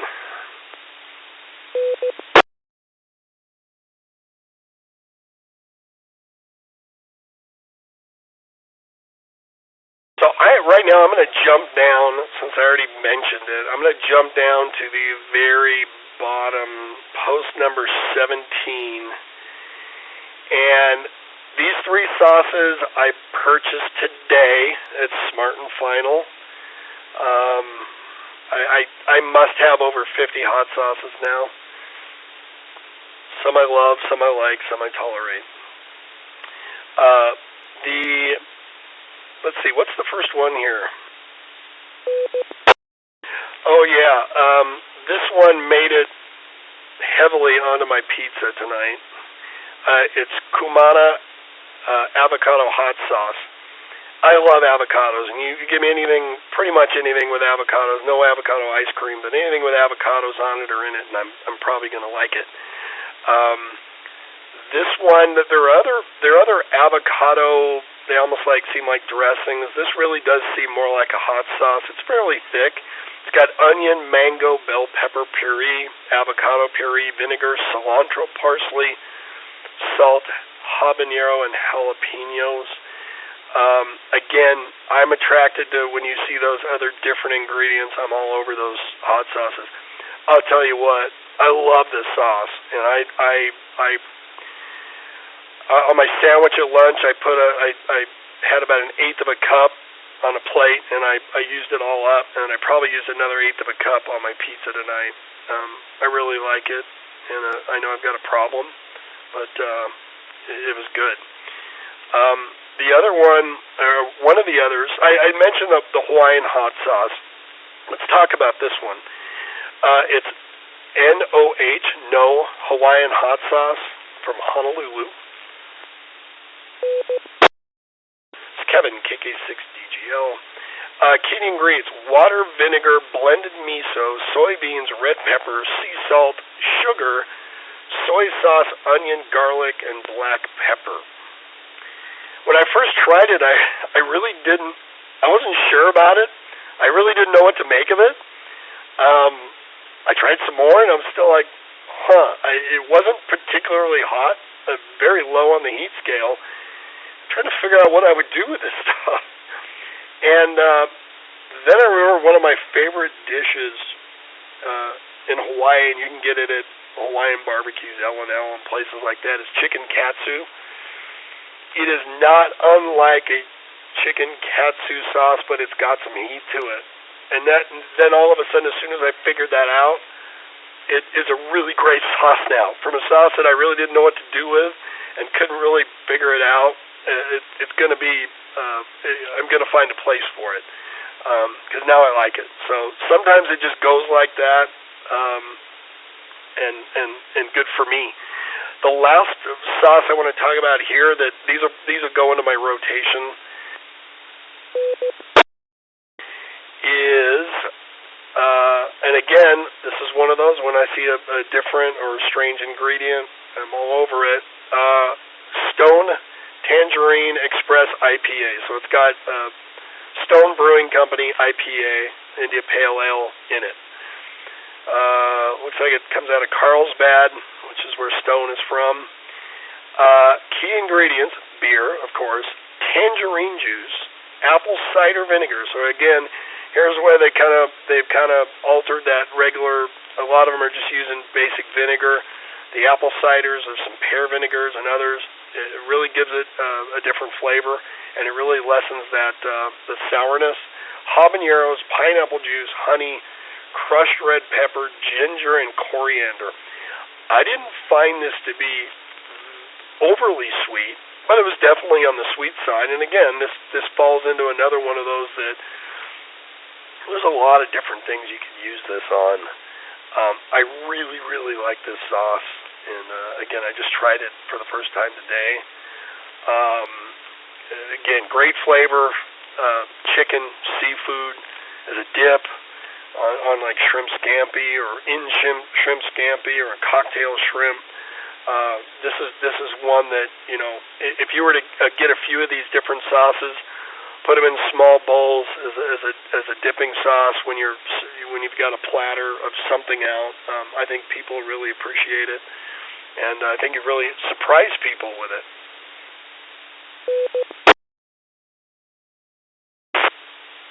It was also one of the more complex sauces when you review the ingredients, and there's a few. Pica Peppa was like that, and there's some others that really were a little bit different, and again, that's what I was attracted to. I'm absolutely addicted to the heat on this. It's not super, super hot, but it's one of those that, you get that little burn, and you got to have some more. So I really, really like this. Any questions or comments?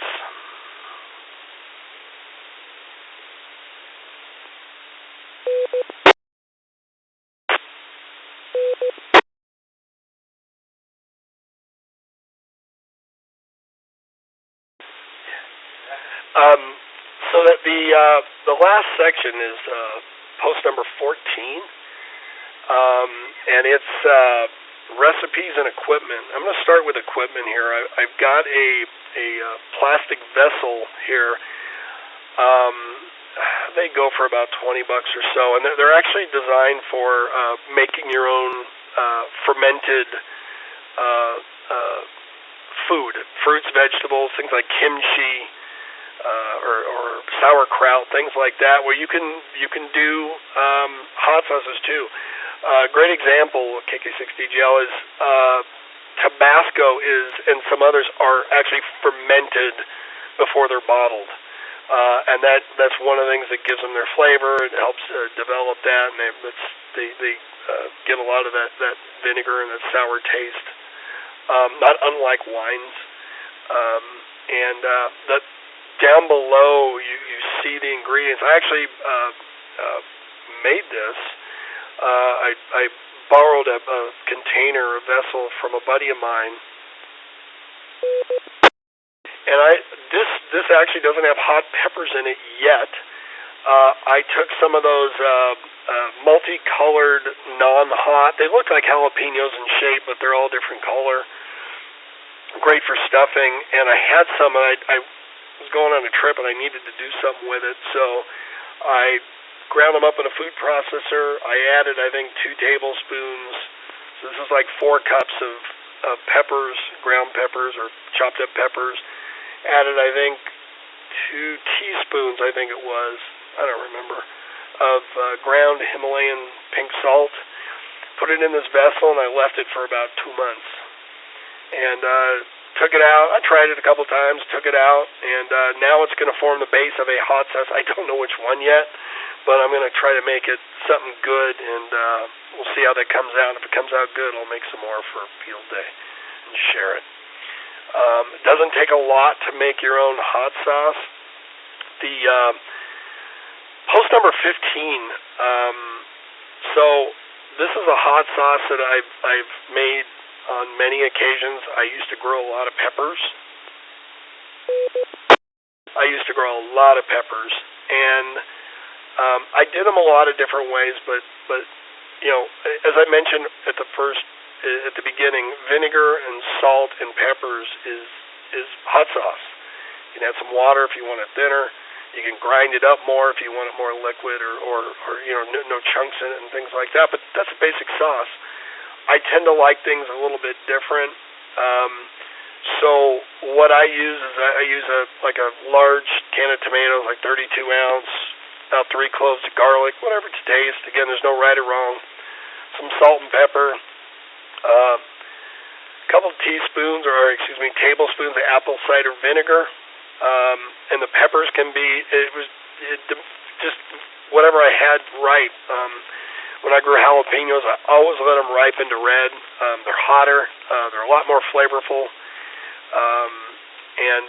So I usually use red jalapenos or habaneros, or I got some Caribbean reds, which are a little bit hotter than a habanero. And I add them. Actually, with the peppers, I would tend to smoke them on the barbecue or char them.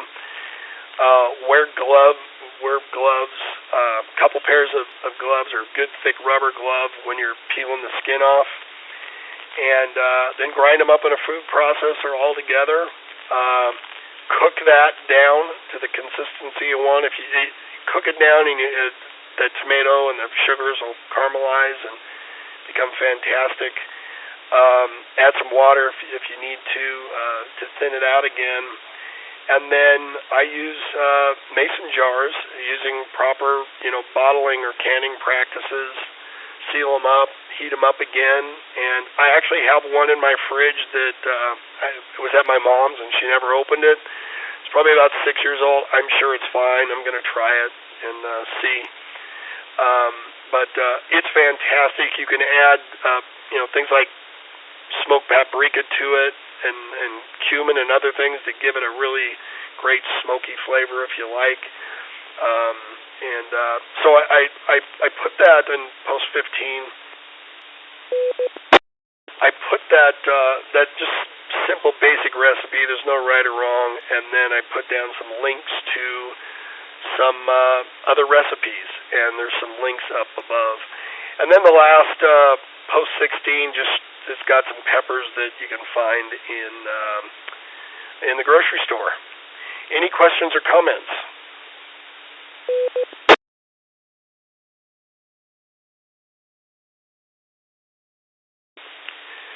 Well, if there's nothing else, I'm going to wrap this up with any late Mr. Guest check-ins.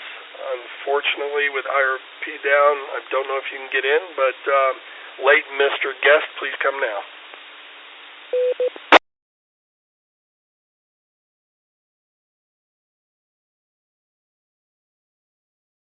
K6CNE, Bonnie and Wrightwood.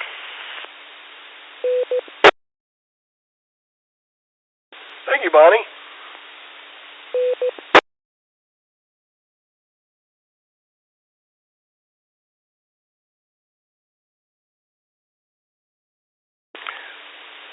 Okay, we're going to wrap it up. Again, this is KK6TGL Kevin. I'd like to thank Dave and Tom for allowing me to do this net. I'd like to thank everybody on Keller and other nodes that were out there. If you have any questions or comments, refer to the website, and everything will be up. Thank you very much, and we'll see you next week.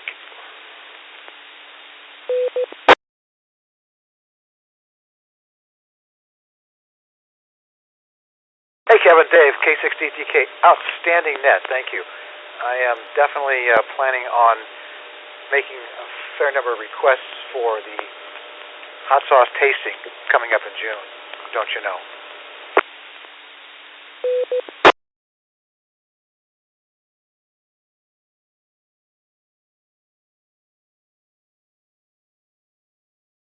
Thank you, Dave. And you're pretty close to Long Beach.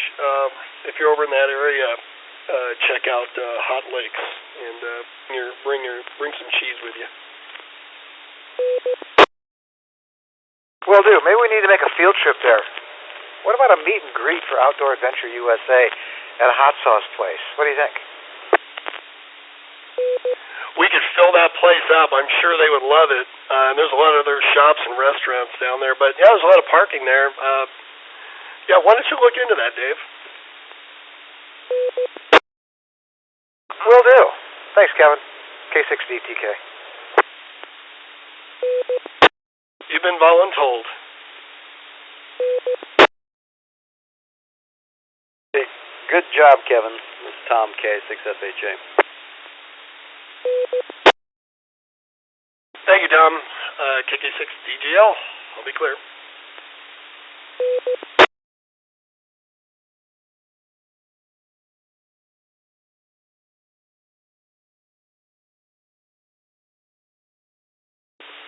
Thank you, Kevin. This is Rick, KN6CQX. That was a delightful presentation.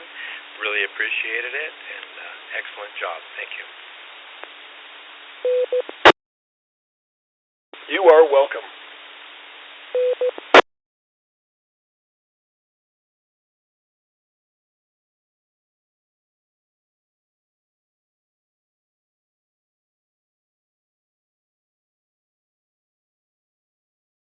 Is the frequency clear? Frequency is clear.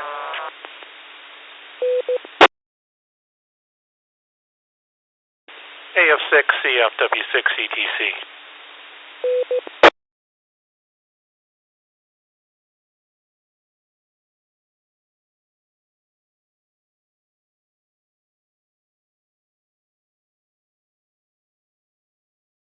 AF6CFW6ETC.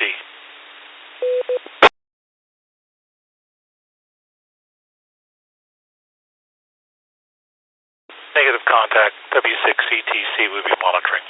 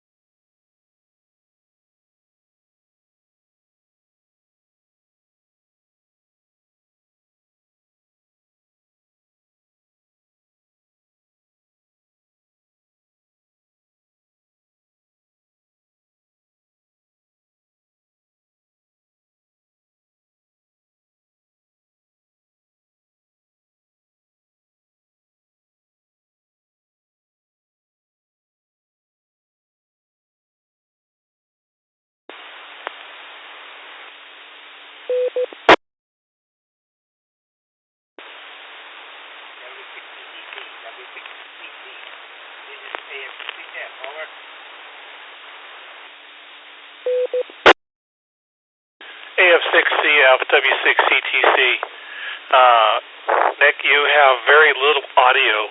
It's almost just non-existent. I can pick out some of what you're saying, but very little audio, really poor TX on that.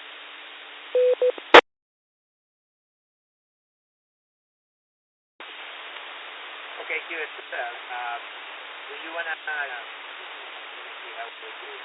Oh, you cannot transmit on my radio, so I guess you have to do I don't know if it's a repeater or what's going on.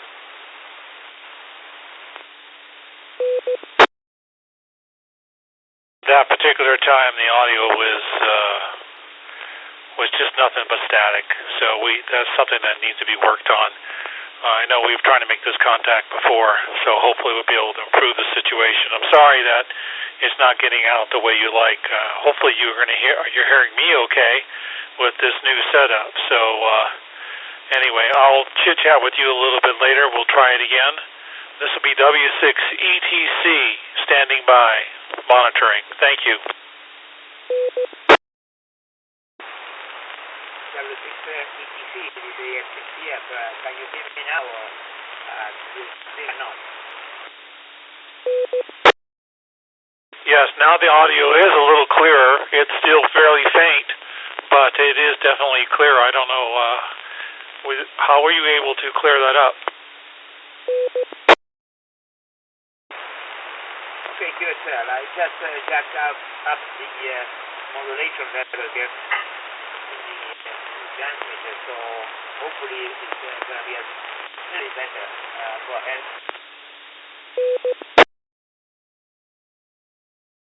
Yeah, roger that. Stand by 1 moment, please.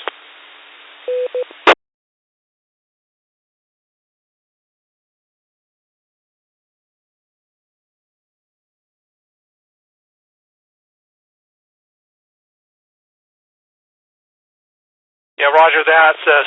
Yeah, the audio is a little bit better, but very distant. Give me a count to maybe 5.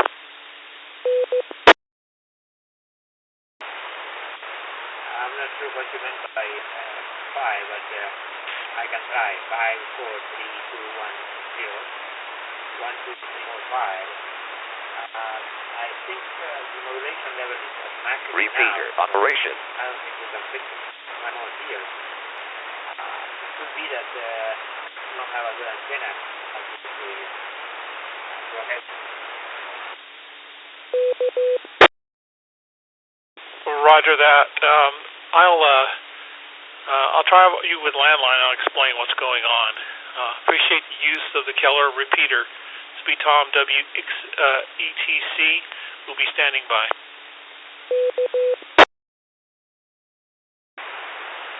Okay, QSL. Alpha Fox 6, Charlie Fox 7.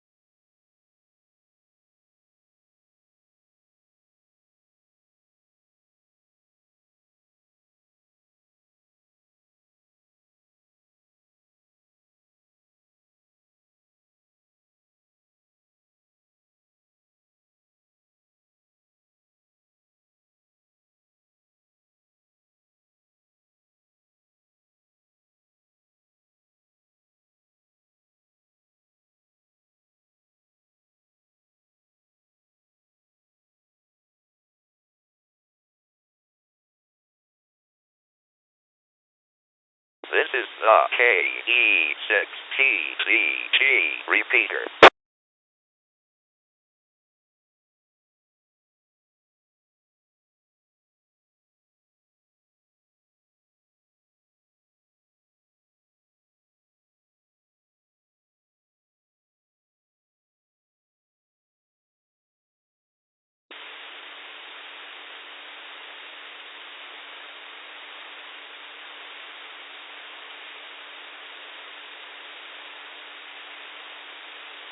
The node that you called is not responding.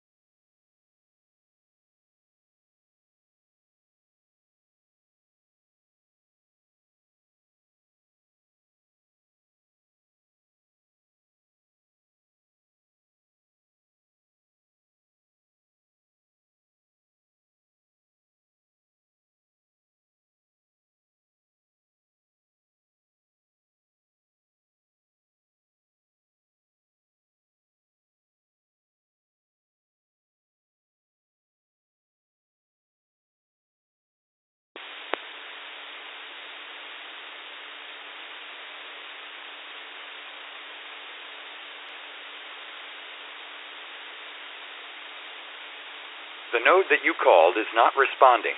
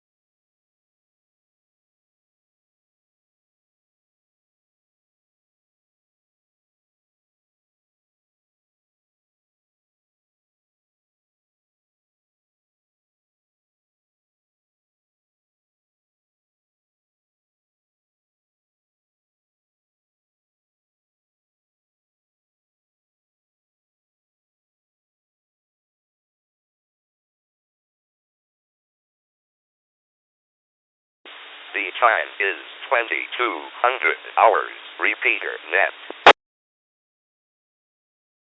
Well, good evening, folks. It's 10 p.m. By habit or accident, you found the red eye net. This is AI6PD, and before we begin this corrected net, is there any emergency or priority traffic?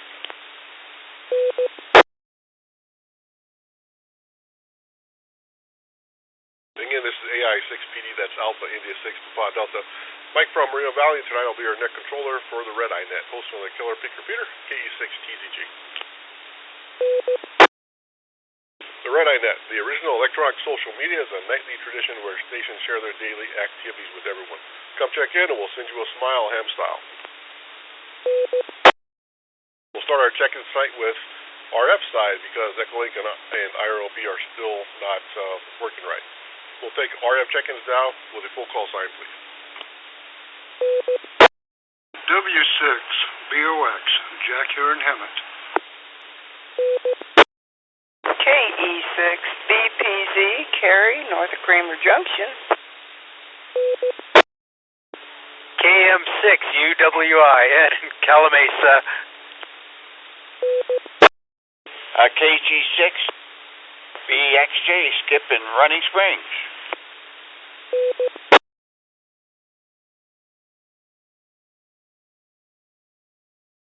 We got BOX, BPZ, UWI, and BXJ.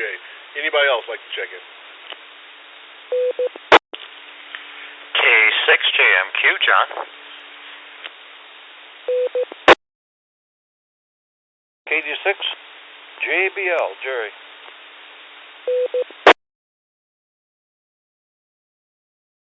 AJ6 Golf November, Tony.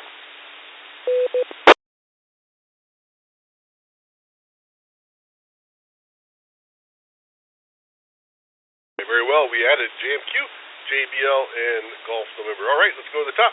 See what's up with Jack W6BOX. How you doing? Well, good evening there, Mike, and good evening to the rest of the Red Eye group. W6BOX here in Hemet. Well, I don't know what the temperature is, but I think it's cold. Anyway, well, my day was okay. I'm still working on the Jeep, of course, and anyway, today it was a little cold out there, but not too bad, and anyway, I decided to pull the passenger side wheel off and take the rear bump stop off of that side, and anyway, that one was still intact. The one on the driver's side, there was no rubber left. It was just a metal bracket. But anyway, I'm glad I did this. Anyway, it was a little rusted, the bolt, but it was a little easier this time. I used a lot of penetrating oil, and anyway, basically got it apart. And I'm glad I did because, anyway, the part number was still on this part, and it was different from what I'd come up with on the internet. And so I conjured up that part number, and it is the correct part. The only difference is that the other part number I had, they were $10 a piece, and now they're $20 a piece. Go figure. Anyway, so I put it all back together, and that's when the wind started blowing here, and it started getting cold. So anyway, so I decided to put everything away and went and got some tacos, and that was my day. So I'll send it back to you, Mike, W6BOX. All right, thanks, Jack. Yeah, tacos can kind of make all your problems go away. All right, thanks, Jack. We'll catch you around too. Let's go to Carrie, KE6BPZ. Good evening, Mike, and good evening to the group, KE6BPZ. Well, I've been doing very little, and I think I got up and did a few things, but just chores that have to be done, and that's it. And playing with the dog and watching a little bit of TV and enjoying Homestead Rescue on the TV and just having a good evening. Back over to you, Rick. I mean, not Rick. Mike, KE6BPZ. All right, thanks, Gary. Let's go up to Ed, KM6UWI, and Ed had a funny. Oh, good evening, Mike, and the rest of the group. About 41 degrees here in Calamasa. I start to get on the net here, and that dog's out the screen door in the back moaning to get inside. He goes outside, and then he wants back in now. So didn't do much today. A little radio work. Boy, I just talked to Hawaii on 40 meters, and it was like we're the only two out there. It's super quiet. The band is great, and I wanted to get this. It's a King Henry 7 X-ray sugar KH7X8S. He's moving to Florida. He sold that shack, and I think the new owner's going to have a new number, new call sign. And but I've got him on 10, 17, 15, and now 40 meters. So I wanted to get him before he moves. And tonight I had a dress-up dinner for the Chamber of Commerce awards ceremony, and I presented one to the COP Member of the Year. And Larry and his lady friend Janice, she got an award for Volunteer of the Year at the Senior Center, so it was dress-up night for all of us. We looked a lot different than we do at the Red Eye Net, or the Red Eye Breakfast. So it was a good evening. I sat with Larry and Janice and one I had nominated and some other people. So it was a good dinner. The food was real good. It was kind of a Hawaiian, pulled pork, chicken, rice, and all that. So it was a good night. And I don't know if Larry was going to make it out tonight, but on the Red Eye, he might be asleep already. Back to you, Mike, KM6UWI. All right, thanks, Ed.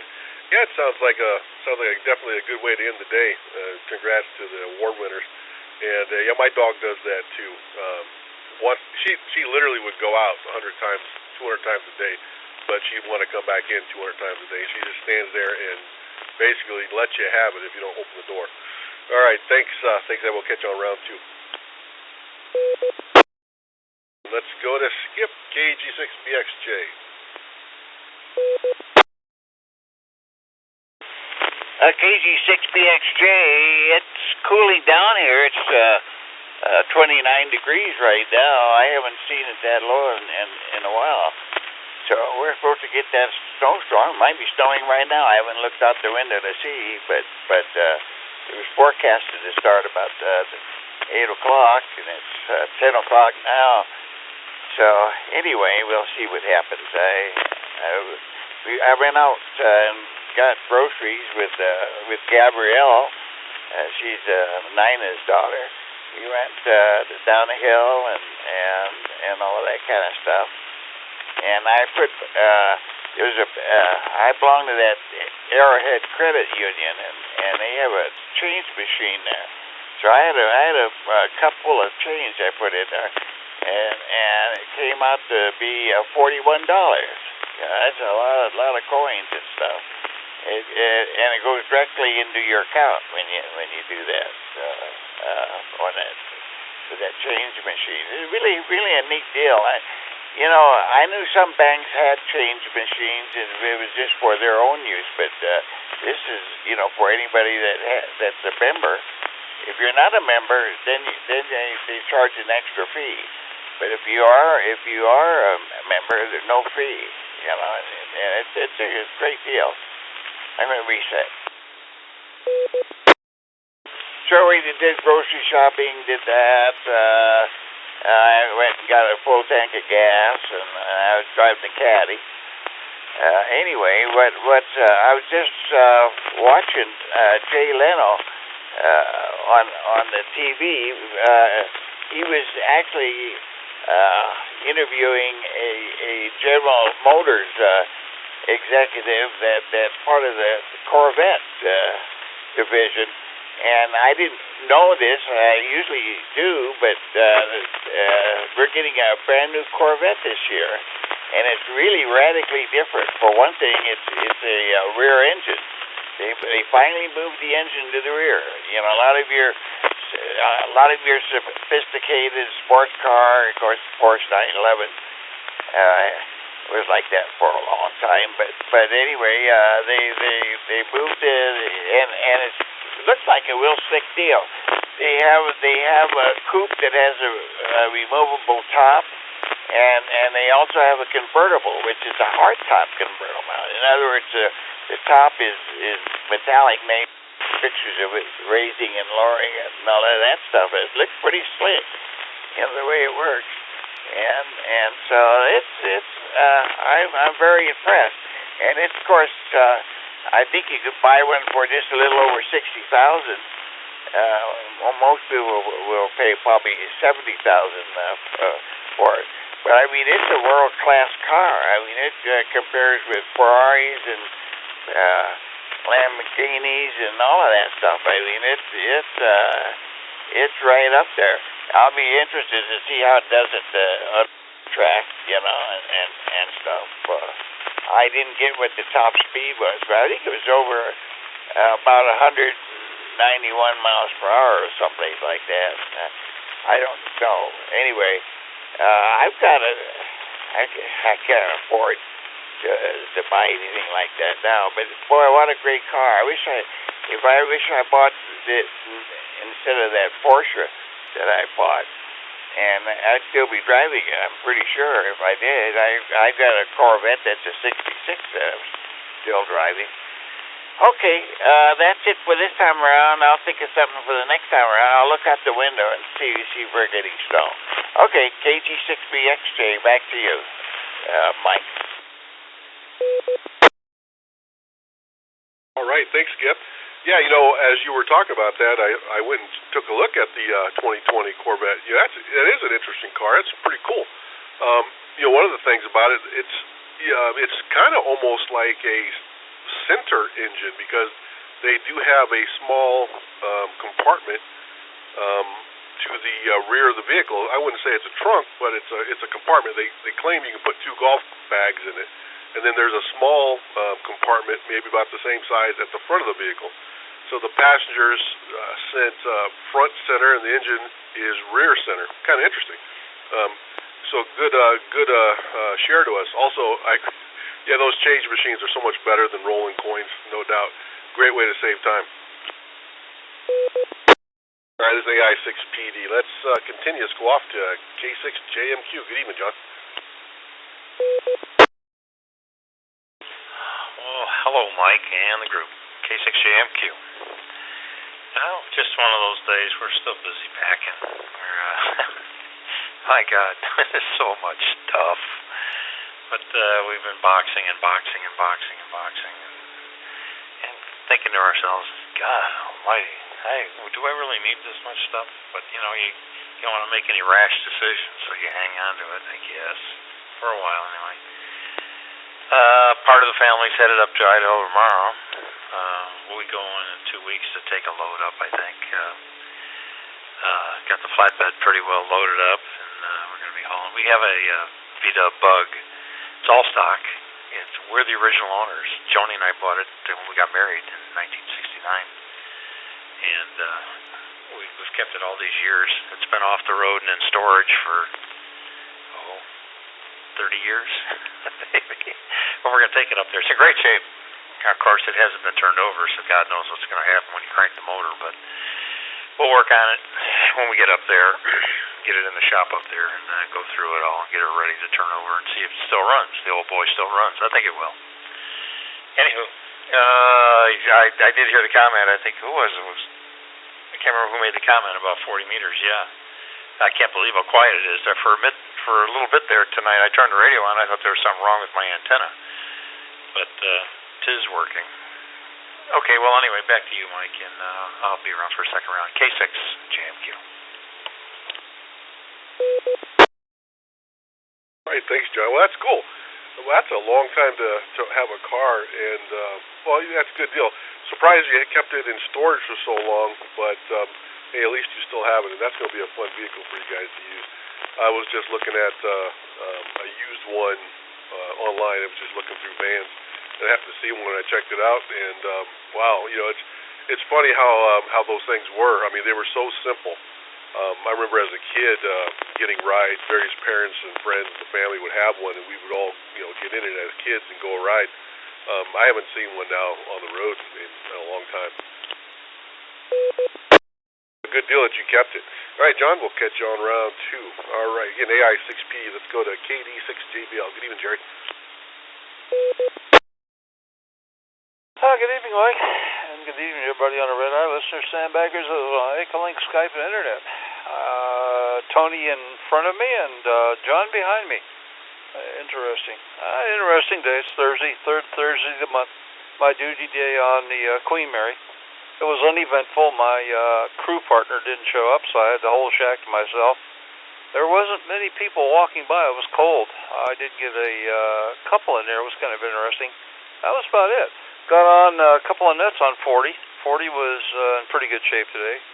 So I checked into a couple of nets and otherwise just sat there twiddling my thumbs for the day. Went through the Pig and Whistle and had lunch. Came home. Came home. The dog was waiting for me. That was it. Fed him. Took a quick nap and then we went out for a walk before sunset. and that was all good. And here I am again. So checked into one net tonight over on 220. Edison has a net on Thursday evenings at 8 o'clock. Oh, I forgot. I went to a meeting tonight too. Community Foundation meeting. My civic duty, and then I came home and jumped on the EarnNet and talked to a good friend of mine. He was sitting in a garage up in Vegas. I like those link systems. They're quite good. They're reliable, unlike HF. All right, enough of that. Back to you, Mike, and thanks for running the net. I'll wait for round 2, KE6TZG. Okay, Jerry, well, that sounds like a good day for you as well. And I remember you talking about that Edison net before. So they're on 220. That's good. Good to see people using that band. All right, let's go to Tony, AJ6 Golf November. Hey, Mike. Good evening. Good evening, everyone on the Red Eye Net. Had a great day, productive day. I've been part of a local politics, and I don't know if they call it politics, but community service for a great many years, and different capacities over the years. President of the Water Board and Chamber of Commerce and mayor a couple times. I know it sounds funny. Mayor Phelan. I don't know if that goes very far in your resume. Anyway, so I got pulled back into a community service group who has been waning a bit last year. So they called some of us back in to try and help restore direction or establish a new direction. And I don't know that we accomplished that today, but we had a good dialogue and brought a few of the, STP, same 10 people. Get the same 10 people involved in pretty much everything. So anyway, I think it was productive.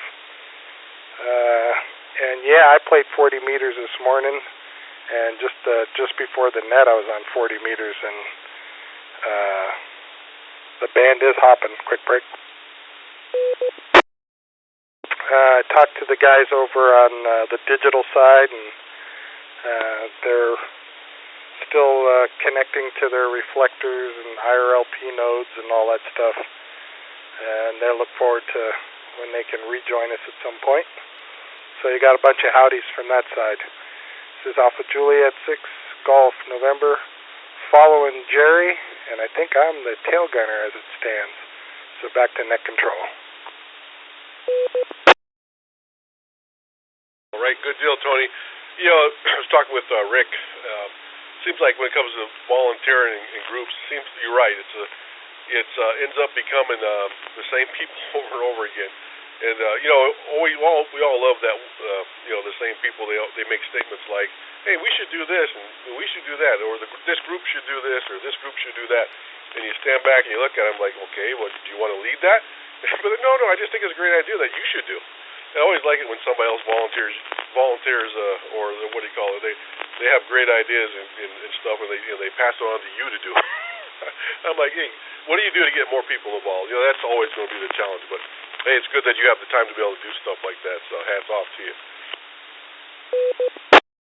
All right, we are at the bottom of the list for round 1. Let's take a break here. I got 22:20. Let's see if there's anybody else out there that would like to check into the Red Eye Net. This is AI6B. KB9 NVD. You're a Yankee, Bruce Montucky.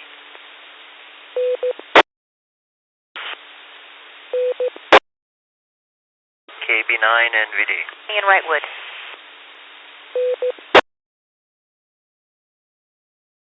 It sounds like we got NVD, HSY, and DNE. Any other station?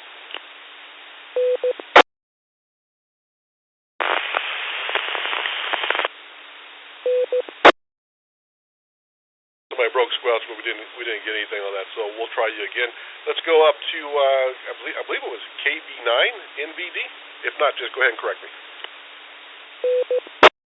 I believe that was correct. Kilo Bravo Niner November Victor Delta. And nothing. I was just scanning through the bands, heard Tony talking, figured I'd chime in and say howdy to the net, and see if everybody's had a good evening. So I just turned it on a little bit ago. I'm trying to catch up. KB9 NVD. All right, well, perfect timing. You came in at the bottom of the first round. We do too. So stick around. We'll catch you on round 2. All right, let's go to Bruce, KE6HSY. How you doing tonight, Bruce? Oh, I'm doing just fine. It actually started raining here a little bit. This is KE6HSY, Bruce from Fontana, and really, the car's out and driving. It's doing okay. The four-wheel discs seem to be, actually the performance is great. Let's see, anything else right now? Not really. I did some shopping, some running around, had to be a taxi for a little while, and I'm pretty much just out here on the net. Talk to you next round. K6HSY. All right, well, that's good. Glad you got that vehicle operating the way you want it. Let's go to Bonnie, K6BNE. Hi, good evening, Mike, and everybody out there. This is K6BNE, Bonnie in Wrightwood. And I didn't look at what the temperature was right now. It's snowing as we speak. My phone is saying it's 34 degrees, but hey, if it's snowing, it's got to be at least 32 degrees. And there's just a light dusting right now, but it's going to continue snowing throughout the night or till about maybe 3 in the morning. But today I went out to lunch with my daughter, and then I drove into Hesperia and went to the Home Depot there in Victorville. I forgot what I was doing in Hesperia first. I had to do something, and then I went ahead and went over to the Home Depot and got some plumbing stuff for my mom's estate. Some stuff that needs to be fixed. And then while I was at Home Depot, I ran into a ham radio person that hasn't been on the Red Eye in a long time because he's been sick and his radio's broken and his antenna's broken, and he's just been down and out and not hasn't been able to do much. I don't know if anybody remembers Dan. I think it's KE6TZG. So Dan said to give him a courtesy that he's doing better. He had pneumonia for a while. He was in the hospital, but he's doing better. And I did not recognize him at all because I haven't seen him for 2 years. So him and his son were there at Home Depot buying some stuff. And let me reset. So then I came back home and I stopped and got groceries upstairs and I put all the groceries away. It took me about 3 trips down the hill, just in case this was a bigger storm than they predicted. I wanted to make sure I had food and provisions and maybe some beer. So I'm all stocked up. I'm ready. I got water. I got extra batteries and ready. And it's not going to be that big of a storm, but you never know. You always have to be prepared. Daryl offered to program, N6GGS offered to program my Kenwood, the 7.4 digital radio, and so he did that today for me, and I'll probably pick that up in a few days when I see him. So he put in, I had a list of all the repeaters I wanted, and he said he did it for me. I just got a little bit frustrated on that one. Let me reset again. A couple of years ago, a friend of mine, she bought that radio brand new, and she just didn't want to deal with it. I traded a Yaesu FT60 for it. So I traded a $200 radio for a $600 radio, and it's still like brand new. So, because I haven't used it yet. Now I can use it. I just lost the software, the programming software. I lost the cable to plug it in. In my move, I lost a lot of things when I moved. And seriously, I've closed it. I used to have that. I don't know where they are now. So I don't know where that stuff went, but I don't have it anymore. Anyways, that's all I have for this round, everybody. I'll talk to you next round about the camping trip. K6BNE. Right, good deal, Bonnie. Yeah, you'll find that stuff. Everything you lost, you'll eventually will find when you don't want it anymore. That's the way it works. I'm sure K6JMQ's finding stuff that he thought he lost probably 10, 15, 20 years ago.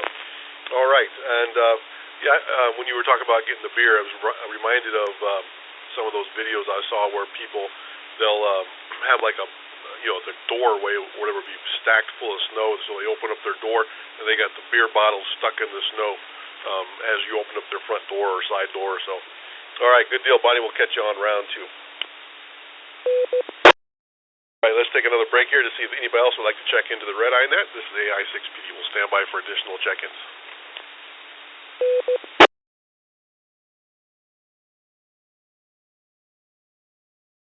Nothing further heard, so we'll start round 2. Let's go back up to the top. W6BOX. Over to you, Jack, round 2. Okay there, Mike. W6BOX here. Boy, not too much. Yeah, I just looked at the weather map. It doesn't look like we're going to really get that much, but then again, who knows, Things change, that's for sure. Let's see, what else happened today? Well, anyway, when I was working on the Jeep, I heard my cat, screaming and yelling. I guess it got into it with another cat. And anyway, there's cat hair all over the place, cat fur, whatever you want to call it. Anyway, I haven't even seen my cat since then, so I don't know. Anyway, what else here? I don't know, nothing else, Mike. I guess, my day was pretty simple, so anyway, I'll just say thank you, Mike, for doing the net. 73s, everybody. Be safe out there. We'll catch you guys tomorrow. W6BOX. Back to you, Mike. Right, thanks, Jack. Well, maybe grab a flashlight and go outside and take a look around for that cat. I hope it's okay. Yeah, I'm not a cat guy, but I think cats are cute and they're great. If I had if I ever get some property that has outbuildings or anything, definitely I'll have a cat that we have live outside. But they're great animals. Just I don't like them inside the house personally, but yeah, you definitely. I would get the flashlight out and check out and see if he or she's okay. All right, Jack, you can give us a report at the end of the net if you found the cat. Let's go to KE6BPZ. Over to you, Carrie, round 2. Okay, second time around. KE6BPZ. Well, it's been off and on showers. Wind's probably doing 20, 25 mile an hour, gusting up over 40. Right now there's no rain at all, but it's just been lightly sprinkling off and on for the last hour and a half. Of course, I took a look at the radar, and Tehachapi's got good snow. It's showing it real heavily up there. Down here, I'm like in between storms. Well, everybody have a good night. Try to have a great day tomorrow. And Mike, thank you for doing the net. 88s and good night. KE6BPZ. All right, thanks, Carrie. You have a good evening as well. We'll catch you tomorrow night. I remember last year, it was, I believe it was Valentine's Day. That's when they had that really big storm that came through here. So I know this year we've gotten some precipitation, but not a terrible amount.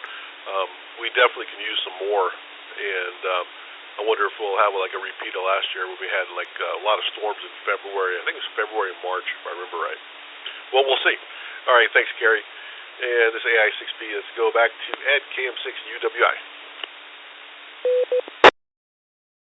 Thanks again, Mike. Yeah, when Skip was mentioning that Corvette, I looked that up too. That's radical styling on that new vet. I always hated when I had a vet on my load hauling cars. I would always put it on the end and take it on and off wherever, it could have been my last drop out of 4 or 5 drops, but boy, those things were wide and so low. I just always put it on the end. More of the experienced guys, I guess some of them would put them up in the belly, even sometimes behind the cab, but I always left them on the end. I wanted it to get there in good shape. And that's about it for me. It feels like the wind's picking up a little bit here, but it's not raining yet. So Back to you, Mike, KM6UWI. All right, thanks, Ed. Yeah, I definitely understand that. You know, that's the risk when you're car, because they, you know, hauling cars, they definitely don't like stuff coming scratched, damaged. You gotta be careful. They don't take any excuses. All right, we'll catch you tomorrow night. Let's go to Skip, round 2, KG6BXJ.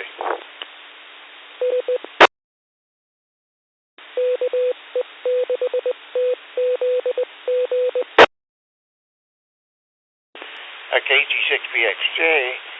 Well, I opened the door and with the porch light on and looked around. It's just everything's wet. In fact, when I was coming up the hill from down below, I took 18 in order to stop by the Elks Club, which I like doing. Anyway, just before around where the Crestline turnoff is, it started to get foggy, and by the time I got to the Elks Club, it was real foggy. And then between, after I had my hit there, or snort as I call it, at the Elks Club, I was with Gabrielle, she was with me. And we headed for the house, and man, it got almost zero visibility in the areas. It just was, I had to slow down to 5 miles per hour but anyway, that's was the deal there. But like I say, it's foggy outside here. Not as much as is further down 18. We get a little easier weather as far as fog goes in Running Springs. But anyway, it was foggy, and I'm glad I'm not driving in it tonight anymore. Okay, those luggage compartments that was on that Corvette were kind of impressive, really. You can buy custom-made suitcases or whatever that fit those spaces perfectly. You know, so you're getting the maximum stuff in there, and that's the deal. Okay, I'll talk to you later. KG6BXJ 73. Right, thanks, Skip. Yeah, that's what I was thinking. I'd imagine that's what they would do. I know Corvettes, they have a lot of aftermarket stuff and whatnot, similar to a lot of other sports cars and so on. I know motorcycles with their luggage, they do the same thing with the custom-fitted luggage, so it's easy to maximize the space, as you said. All right, Skip. Well, that's good. I hope you guys get a little bit of snow. It's not too bad, but we'll catch you up with you tomorrow night and give us a new report. 73 to you. Let's go to John, K6JMQ, round 2. Okay, Mike and the group, K6JMQ. Well, I'm going to spend a little time this evening working on a couple of SDR sites. There's one that Weiser, Idaho, is about, as a crow flies, maybe a little less than 40 miles from me. And this guy's got a pretty nice SDR rig going out there. There's a few things I really like about it. So he's a fellow that I've talked to a number of times, but he finally got it up and running and is doing well. So I'm going to experiment with that tonight, see how it plays, and compare it against Half Moon Bay and northern Utah. We'll see how they work. They always, it seems that each of them have their high points, and we'll see what this one does for us. Anyway, I hear the Hawaii station. He's running a KW, and he's coming in strong over here. I think that was Terry. I forgot who it was. Somebody said they were trying to work him. Yeah, he's about S9 here at my place, and that's saying a lot because reception couldn't get any worse than what it is here. So anyway, all right, guys, y'all be safe, and we'll see how the storm plays out, if it's a storm at all. And we'll catch you maybe tomorrow night. K6JMQ, back to net. All right, thanks, John. Hey, one quick question. I've been actually off the net for a couple days, still getting over a cold. Were you able to sell the house, or how's that process going for you?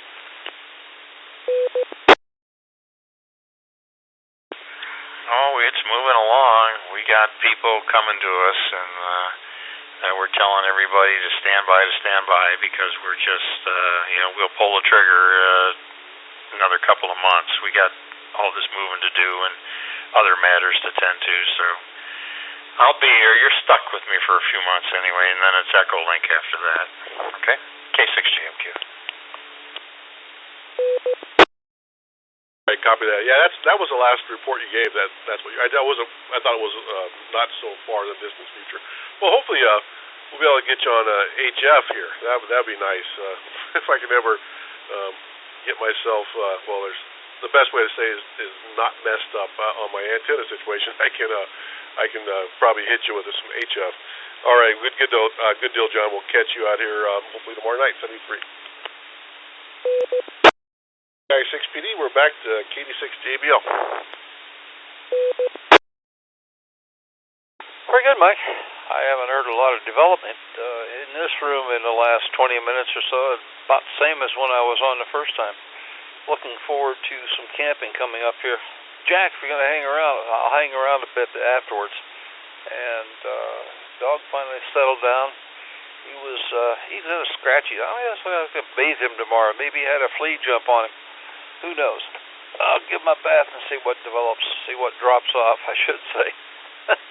Anyway, thanks for running in that. I'll see most of you hopefully back out here again tomorrow night. 73 there, everyone. 88 is the pretty ones. KD6JBL. Back to you, Mike. All right, thanks, Jerry. Could just be he has some dry skin, this time of year, low humidity. Maybe that's just bothering him. Maybe he just needs a good warm bath and some TLC. All right, Jerry, good deal. Catch you out here tomorrow night. And we're back to Tony, AJ6 Golf November. Mike, round 2. Well, it's good to hear Alan jumped in there. Shout out to Alan, and I guess Bruce and Bonnie came in after them. So what do we got tonight, Mike? 10 of us. I was telling Alan on this repeater the other day, correct me if I'm wrong, but when we have the digital side, we double our numbers, maybe more, typically.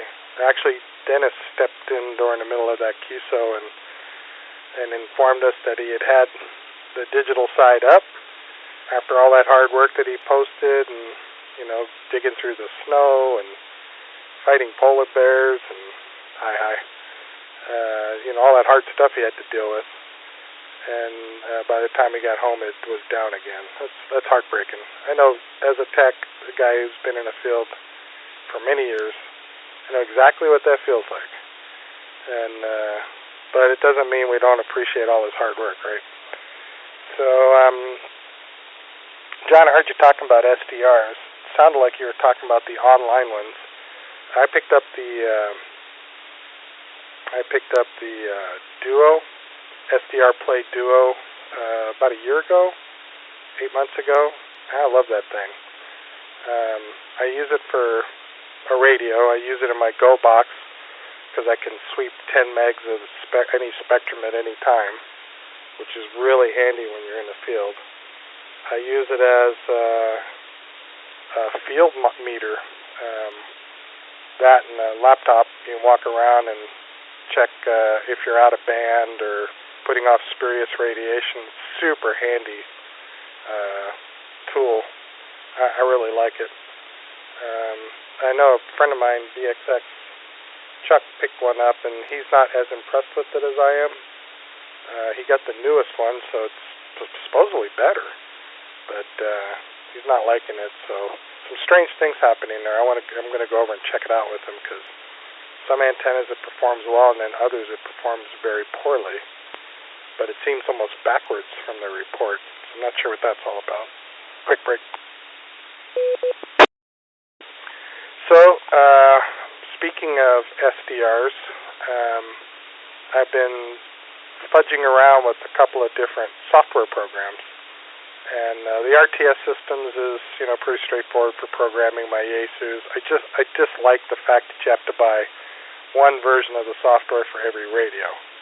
So, I got 5 Yaesu radios, 4 different copies of the RST RT system software.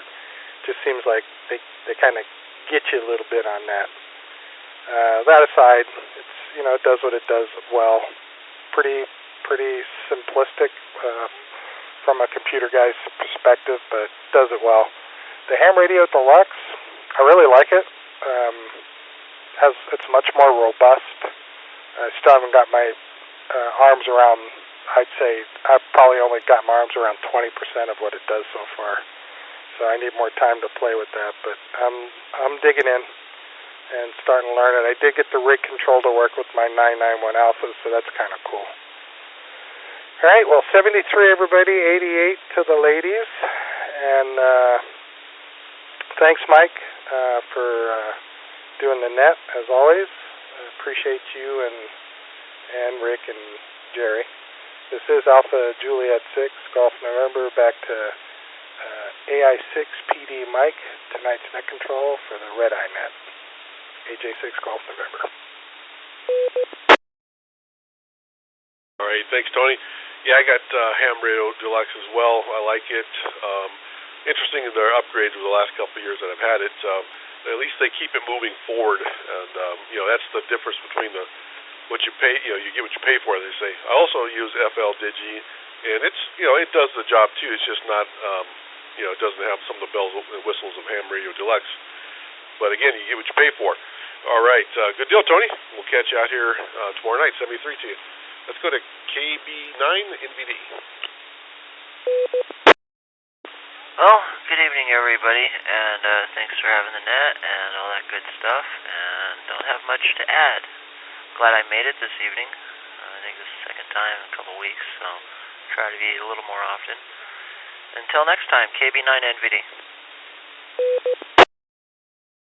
All right, good deal. Well, thanks for coming out again, and we'll look for you in the future. Let's go back to Bruce, KE6HSY. This is AI6PD.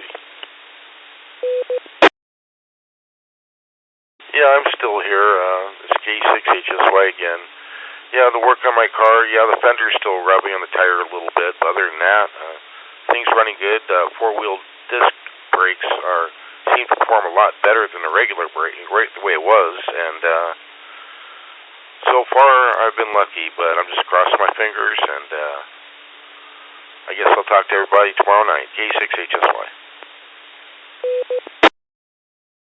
All right, thanks, Bruce. Well, definitely hope that you get that tire rubbing figured out, and we'll get your report tomorrow night, 73. And we're back to Bonnie. I think she wants to talk about some camping news, K6BNE.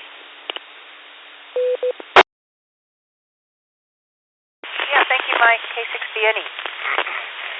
For those of you that are not on Facebook and don't have access to the Red Eye Net Facebook website, then, you know, if you wanted to have any questions for me or email me, my email address is hiking4 and then life@live.com. So hikingforlife@live.com.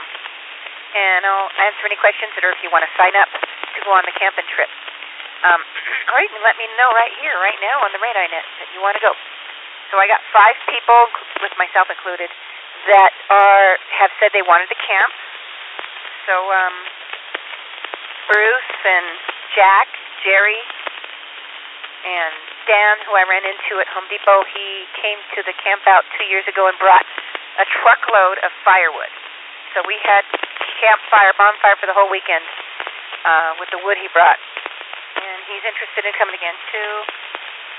And KE6HSY, Bruce, I know you said you're interested. I put you down on the list. And all I ask is if you guys decide that you can't go, let me know so I can let somebody else fill the spot. But it's a beautiful campsite high up on Table Mountain. And there's a repeater close by. They have a morning net at 7 in the morning? 7 in the morning, called the Grub Grabbers. You can check in on that net and find out what's going on with people that live in, they live in anywhere from Lake Los Angeles, Phelan, Hesperia, high desert areas, and Wrightwood, Oak Hills, all over the place up here. So Table Mountain reaches all the high desert areas. Some people even in like Lancaster check in on Table Mountain Repeater for the morning thingy. And it's interesting, I don't wake up that early every morning, so let me reset. I might check into that net once a month because I'm midnight and then I turn into a pumpkin and don't wake up until about 9 in the morning. So and that's how it works. It's snowing right now. It's beautiful. My daughter just had gotten home from work just a little while ago. She works up at the ski resort, Mountain High, and she pulled in about 10-15 minutes ago. And and then I was talking to Scott on the phone, and he said to give him a courtesy check-in, KE6TZG, the evil one, on the dark side of Wrightwood. He's been studying and studying and studying, trying to get his computer certifications, so he hasn't checked in a while.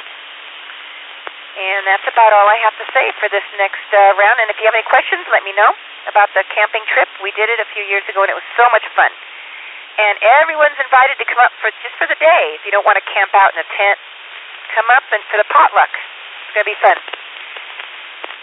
7-3, everyone. K6BNE. Comment?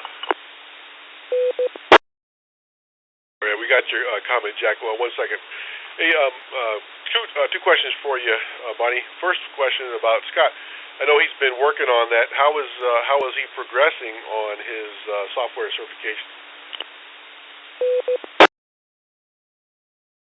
Well, I believe he's passed the first few tests that he's taken, and he wants to take all the certification. He wants to not just do the A+, but he wants to do the networking and all the other ones that they offer. So they're cramming it in really fast at that school that he's going to. He goes to a school in Anaheim Hills, I think, or somewhere out that way. And he has to drive down there every day. But then at the same time, he has to do online classes. So he's just been studying and studying and studying, and that's what he's been concentrating. He's doing real well. And he told me, just give him a courtesy that he's still alive. Okay, K6BNE, back to you. All right, thanks, Bonnie. We'll definitely pass on our thumbs up to him. And then the last question, before we get to Jack's question for you, is on that camping area that you're talking about. Is that somewhere where if folks had a camper, like I have about a 20-foot camper, is that something that I could bring there and dry camp? The campsite at Table Mountain that I reserved is for up to 35 people, according to the website, the recreation.gov, and fits 8 vehicles. Now, I don't know, it's not open, so I can't go do any recon to see how much space there is to park, but for overnight camping, up to 8 vehicles can park there. And I don't have a visual on that campsite yet. It's a different one than 2 years ago, but it's a bigger one. So definitely, if there's a room for a couple of, campers or whatever, that'd be great. And I'm hoping that will be the case. If so, that'd be great for you to come. All I ask is that people bring food and firewood, and because I've already paid for it, so you don't have to worry about that. But that will be more information coming up as soon as the campground's open, and I can go check it out. K6BNE. Jeez, take a breath. All right, I don't know who that was, but if you come on the net, please follow net procedures and post a comment, and we'll get to you. And then, of course, obviously ID with your call sign, please. All right, then we had another comment from W6BOX. This is AI6PD. Over to you, Jack. Okay, hi there again, Mike and the rest of the group. Yeah, this one's for Bonnie real quick. Bonnie, if we're all up there, are we, do you monitor Table Mountain Repeater all the time? So, in other words, if we're coming up the mountain or something and there's a problem that we can contact somebody on the Table Mountain Repeater. Over to you, Bonnie. Yeah, is it okay to take it, Mike? Please go ahead, Bunny. Okay, Jack. There's people on Table Mountain here and there. A lot of times when I hike, I try to, check in, and most of the time somebody's there. On that weekend of the camp out, I'll be monitoring for sure. From Friday and Saturday. I'll keep it on. I'll keep the radio on and make sure if anybody gets lost or tire goes flat or something. Plus, because if a lot of people want to come up on Saturday and the parking's limited, you'll be able to get a hold of me, and I can shuttle people from there's a big, huge parking lot right outside the campground, and reset. And I'll be able to go up and get people and bring them down, or I can park my car up there and somebody else's, if you can't, if you don't want to leave your car there. But it's a nice big parking lot. It's part of a ski resort. So anyways, that's all I have. That's all I know for now. K6BNE. Back to you, Mike.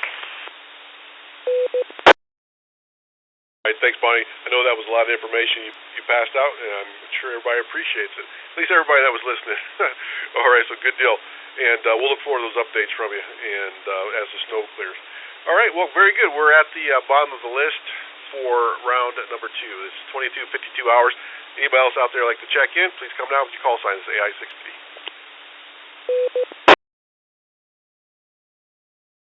And 6YMK.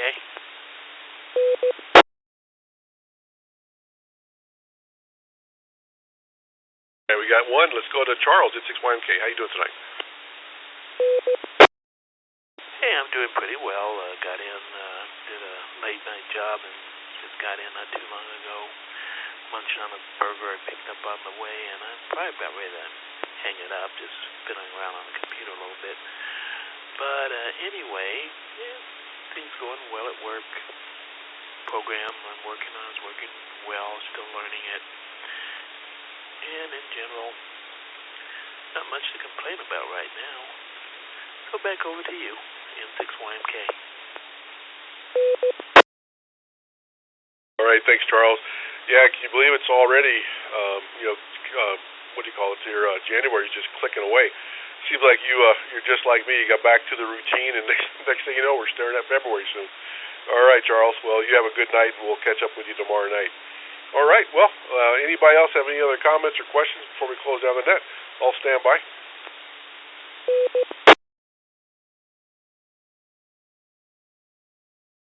All right, guys. Thanks, everybody, for dropping by and checking into the Red Eye Net tonight on the Keller Peak Repeater. Hope to hear you again tomorrow night. I'd like to thank the Keller Peak Repeater Association for the use of this repeater. Visit their website at KPRA.net to learn more about how you can support KPRA with an annual membership or a donation. The repeater is now returned to normal use, 73, and good night. AI6PD signing clear at 22:54.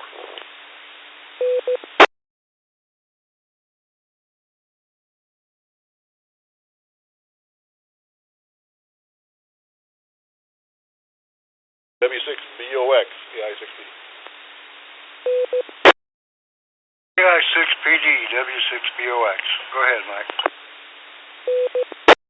Did you find that kitty cat? Oh, negative. No, Mike, I'm really not a cat person, too. This cat adopted me. It was actually my friend Cheryl's cat, and when she'd come over, the cat would come with her, and he never left. But he doesn't climb up on the counters or do anything like that. I mean, he's really a good boy. So, I like him. I really do. He's a good pet. But, he's an outdoor cat for the most part. And, there's times he's gone for 2 or 3 days. And I always think the worst, and then he shows up. So, anyway, I'm sure he's okay. He's probably just out there doing what pussycats do. Back to you, Mike. I copy that, Jack. I remember you telling the story about him adopting you. I kind of think the cat knows his limitations. He's a Clint Eastwood fan, and he knows his limitations. And I think he's just where he wants to be. So good deal. Yeah, it keeps you company anyhow. All right, I know KD6JBL's probably out there. I think he had a question for you. I just wanted to check on your kitty. All right, well, you have a good night, Jack, and I'll be standing by here. AI6PD. Okay, Mike. Yeah, thanks. Anyway, what else was I going to say here? Something. Huh. Oh, well, I forgot. Okay, Mike. We'll talk to you later. W6BOX, we're standing by.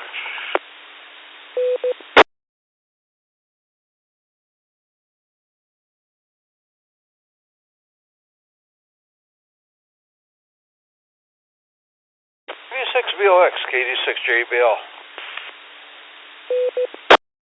KD6JBL, W6BOX. Hello, Jerry. Hello, Jack. Get that thing whipped in shape. Weather may turn here. I think it's going to start to pick up. At least I hope so. Man, it's one thing I hate to do is go camping when I'm cold. I can put up with a lot of heat, but I can't put up with cold. And yeah, get her in shape there, my man, and take hamburgers, hot dogs, whatever you're going to do, and definitely get out and go down towards Borrego Springs. There's a lot to see. In fact, I found something very similar to wind caves just north of Borrego Springs instead of about, I want to say within 2 or 3 miles, 4 or 5, something like that, rather than 15 miles south of Borrego Springs. But anyway, yeah, there's all kinds of stuff to see out there. I've been through that area once or twice, but never spent a whole lot of time. BOX, JBL, over to you. Yeah, Jerry, I watched a couple of very interesting videos last night on YouTube, and I was going to, share them with you, but I don't know how to do it. So anyway, so much for that. But, anyway, one of the things that I watched is one place we do not want to go is Sandstone Canyon. And that actually, if I got this right, it's only one way, and that's way south, Ranza Borrego. And but the one that we would like to do would be the Fish Canyon Wash.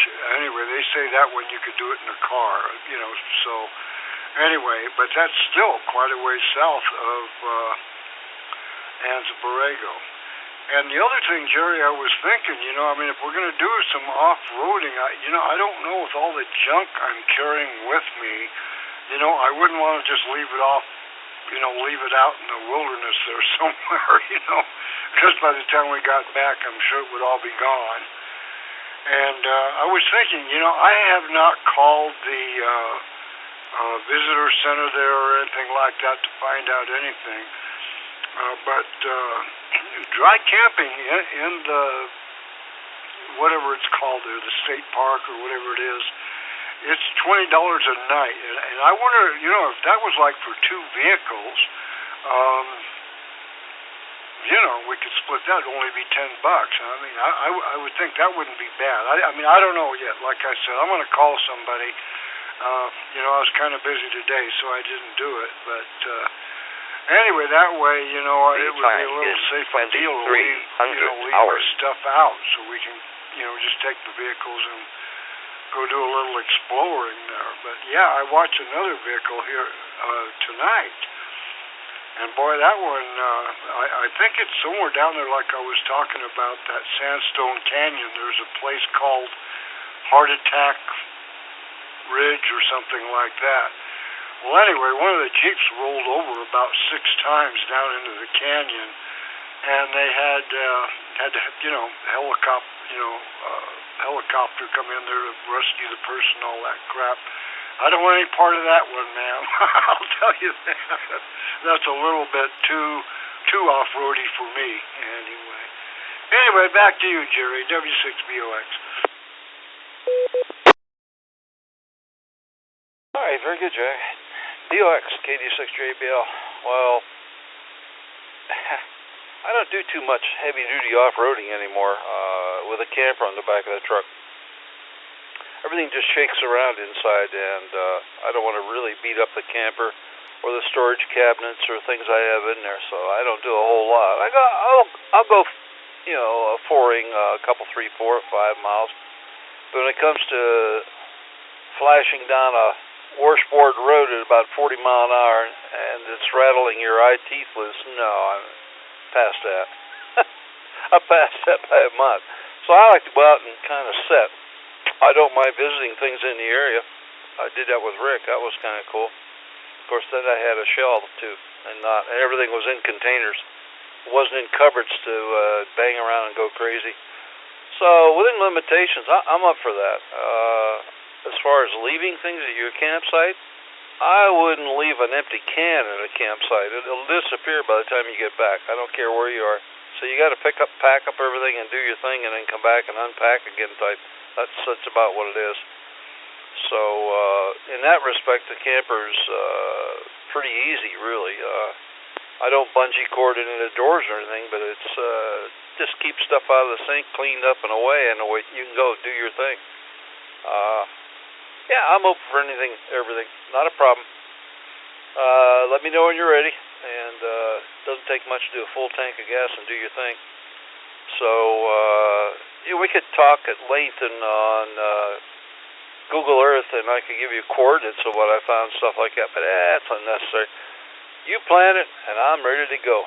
Let me know when and where, and we'll toddle off and do something. If the weather warms up now really well, then we can go north as well.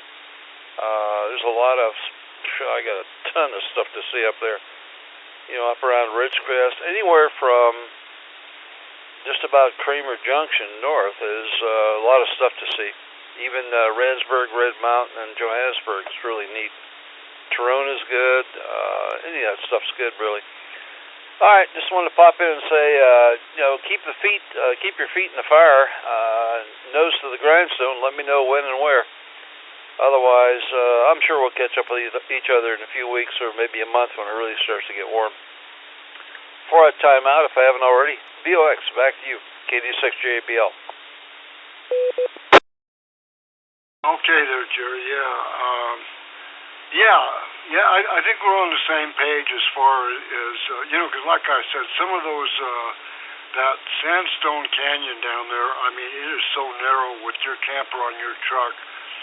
And, there's some pretty big boulders. It wouldn't, and like I said, it's one way. So once you get in there, I guess if you get turned around or something there, I guess they spank you or something. I don't know what they do. But anyway, that's not the place for us to go, that's for sure. So the Fish Canyon, like one of the videos said you could drive a Cadillac through there, but wouldn't recommend it. But I would go for that. And also, those other wind caves are south of that, down in Sandstone Canyon. So if you said there's some wind caves north of, Borrego Springs, that might be something we could check out. That's for sure. Okay, Jerry, I'm doing the best I can with the vehicle. I guess you heard what I said. Now instead of $20 for those bump stops, it's going to be $40. So it's nickel and diming me to death, and I don't have that much money living on Social Security, so it's going to be what it is. For sure. At the end of this month, let me reset. I'm going to put the other 2 tires on there, and that's going to knock me down a little bit, but what was I going to say here? Oh, yeah, the other thing is, Joe, like I said, since I live down there, the Salton Sea, it warms up there pretty good. By March, you're looking at 90 degrees, so I was thinking, hopefully we can do something in February. I hope, but I'm just going to have to check the money, see how it goes. So, anyway, my friend, that's it for me. Back to you. Jack, don't have much more to say, really. I'll just go ahead and sign, and let me know what's going on. You might have to go to Pick Apart to get those bump stops and stuff like that. In fact, I was listening to a conversation on the 220 system I was on tonight, and one guy said he had a mirror go south on a Ford truck, one of the side mirrors, and he went to the dealer. And the dealer said that's $500 for that side mirror, and you're going to have it installed too. So that's some more money. And he hemawed around. He went on internet and he found it through some place on internet, brand new mirror for like $45. I had a similar experience with Ford myself. I lost a little plastic part on a running board. It was still usable, but it was loose and partially broke. So I went into a Ford dealer and said, "What do you want for that little plastic part?" And we looked up the style running board and he said some ridiculous thing like $300 or $400. And I said, "What?" I said, "Are you telling me I have to buy the whole running board to get that little plastic part?" And he says, "Yep, that's it." That plastic part is tie wrapped to that running board, even as we talk today. Back, KD6JB, I'll look for you tomorrow or the next day. Okay, Jerry. Yeah. It's totally ridiculous. I've already checked around, and those bump stops, they're I can get them for like $20 or $22. But there's one website that is a Mopar factory parts and everything. For one of them, it's $54. I mean, come on, it's a piece of rubber stuck on a piece of metal. Good grief, man. And just before you go, Jerry, I've got another one that just really got my goat. My son has a little Honda motor scooter called a Honda Metropolitan. And he's having problems with it, it runs good most of the time, and then sometimes it'll just stop. And anyway, so we did a little research. He was over here last night. And can you believe that the fuel filter is in the fuel tank, like on the new cars? And also, the gas tank is above the motor. And it also has a fuel pump in the gas tank. $250 for the fuel pump and filter. Are they kidding me or what? I mean, all that, I don't get it. Okay, Jerry. Okay, buddy, good talking with you. Talk to you soon. W6BOX.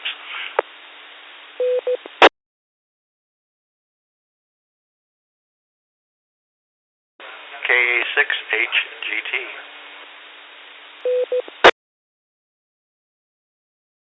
KE6TZG, go ahead.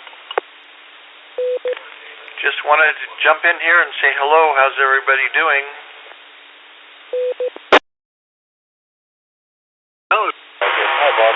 Everybody's doing good. I guess they're getting a little snow up there in the mountains, and I don't think we've got a drop of rain here in Emmett yet, and I kind of doubt if we're even going to get one. How's it going over your way, man? The person that said hi, Bob, I heard that. I've got .11 on rain. I don't think it's going to get a lot more than that. You may not see anything. I have no idea, but I got home late tonight, so I thought I couldn't get here in time for the net, so I thought maybe I could get here for the afternet, but I'm good to go. Well, okay then, Bob. Yeah, I don't know. Bonnie was on the Red Eye Net. I don't know if she's going to do the afternet party tonight or not. Jerry, JBL, and I, we've been blabbing away here for a few minutes. So, anyway, well, Bob, I'll take a standby here. Maybe Bonnie's out there, and we'll see what happens here. W6BOX, back to somebody. Bonnie, if you're out there, come on in.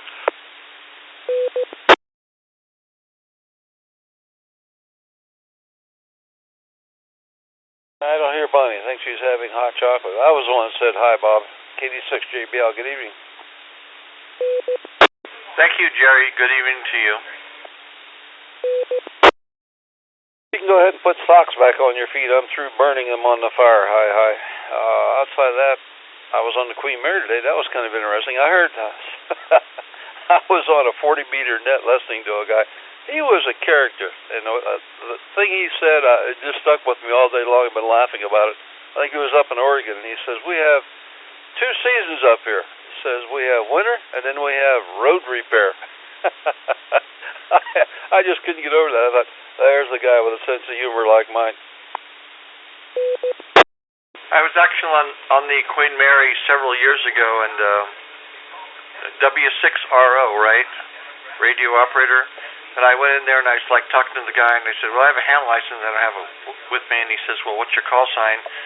I said, KE6TZG, and he says, are you Robert? And I said, yeah. And he says, can I see your ID, your driver's license? And I said, it's right here. And he says, you can operate.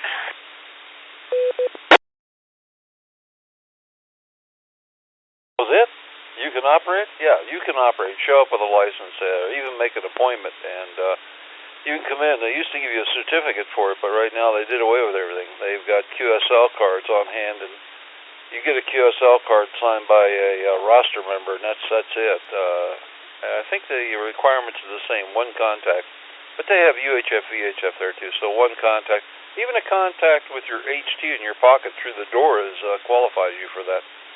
So yeah, it's in the experience. I had somebody come in today that was an old timer, and he dealt with all the old tube stuff. He opened up a Eddystone receiver just inside the door and was looking at it. And I said, "Oh, you want to see some old stuff, do you?" Yeah. So I reached over and we have an old, I guess it's a transmitter. No, it might be a receiver. But anyway, the whole front panel opens up. And this guy went bazonkers. He just bawled. Look at that. Look at that coil in here with that coil inside of it for tuning. And he turned the knob outside. He had a good time. I'm always glad to accommodate people like that. Well, I'm glad you had a chance to step into the shack and transmit and maybe receive a certificate for that. That's good, Bob. What else is happening? Did you get any rain? I don't think we got a drop of rain down here yet. And I'll throw it back out there. Anybody else want to join Bob and I? Or is Jack still on the loop? Jack, why don't you come in and tell us whether you're going to go to bed or stick around and talk. KD6JB, I'll then give it to Bob.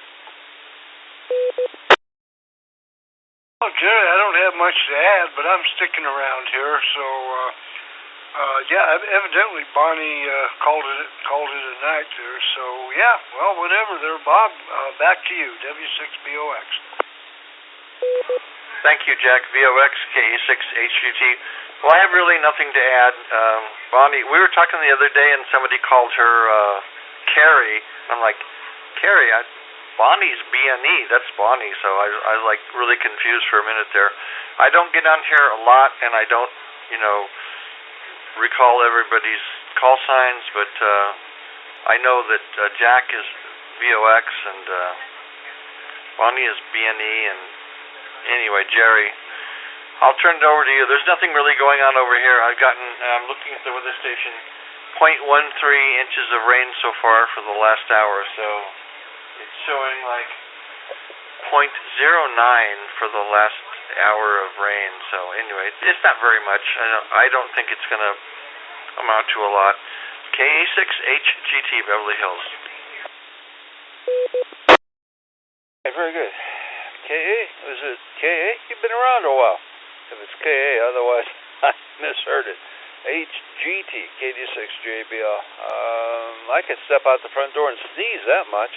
0.09 or 0.9 or 0.09, something like that. That's not much.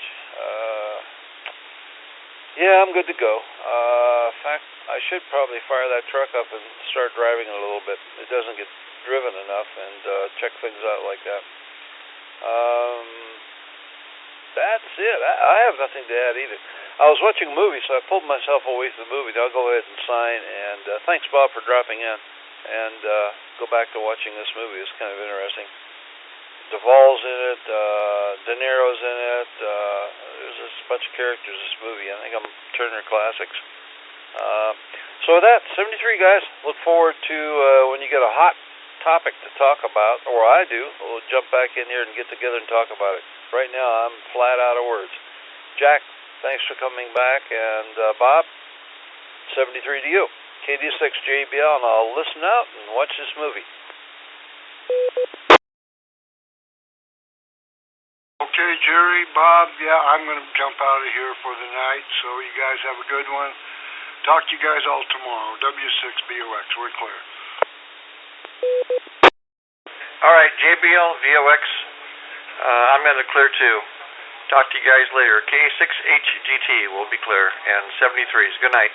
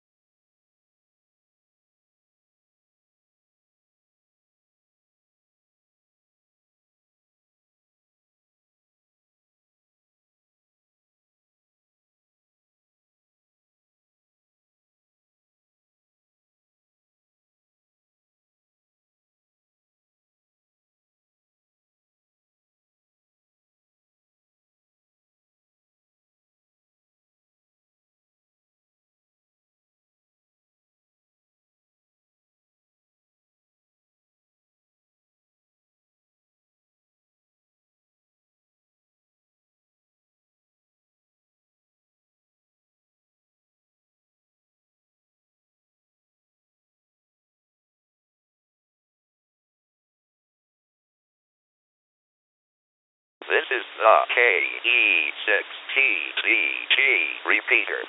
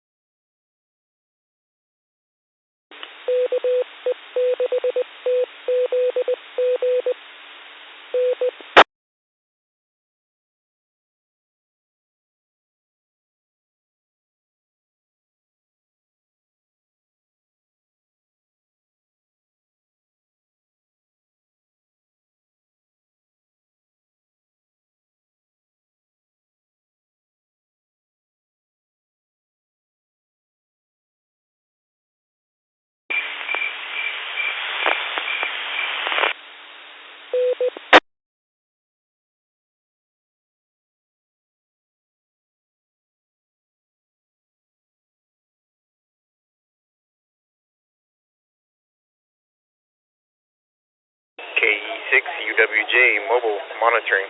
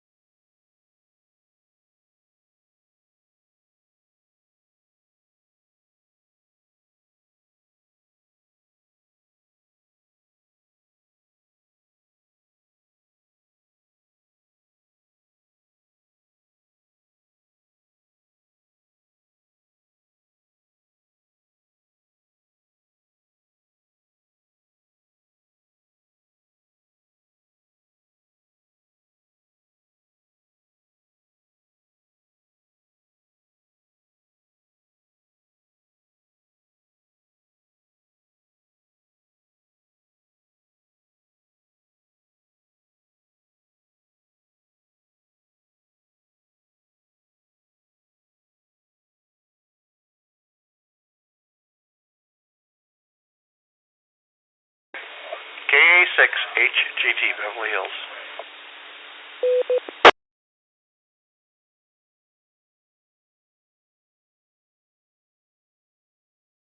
HGT, this is KE6UWJ, mobile in Redlands, California. How are you, sir?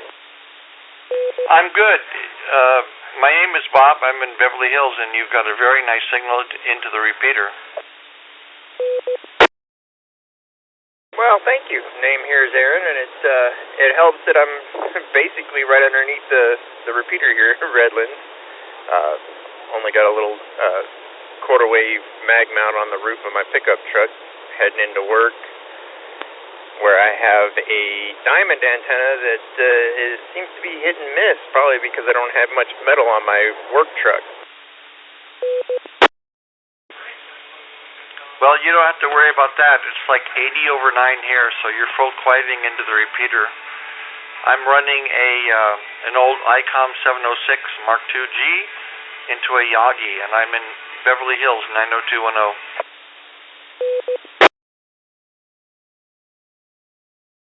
Yeah, I believe I heard you chatting with some of the guys on the repeater, I guess it was 2 days ago now.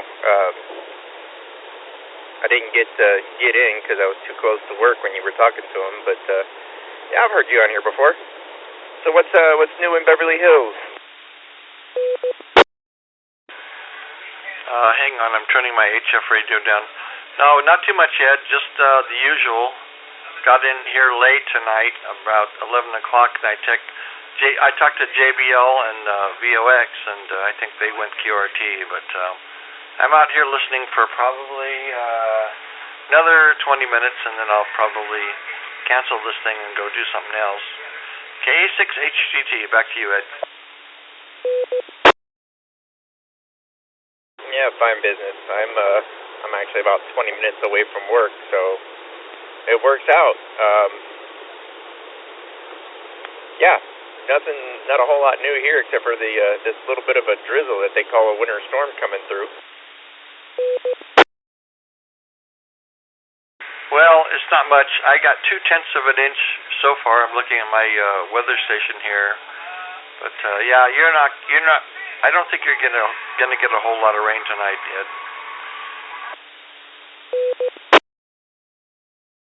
Oh, that's good news, because I got to go deliver ice cream in this garbage. I get to run out to Manhattan Beach. I got about 4 stores that ordered today, so should be make for a nice short day. Maybe get done in less than 8 hours.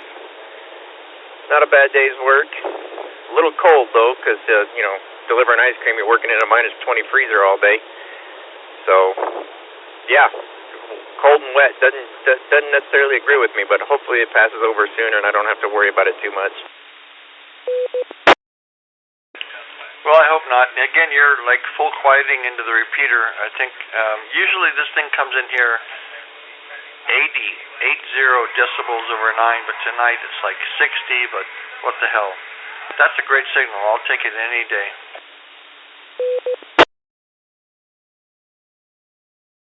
Yeah, it's not bad considering the stretch you're working with here. I only run little 25-watt radios for now. I haven't been able to afford to buy anything, especially because we may be leaving the state in the next 4 months. Mama got laid off from her job here in Redlands, so she's looking out of state because she's like me. She's fed up with the California and the taxes and rules and nonsense. So we're looking to get out of this state, probably move to Texas, Arizona, or Nevada. But yeah, I think we're done here. So anyway, I don't have too much else going on. What about you? Ed, I'm right with you. I want to get the hell out of here. I just don't know where to go.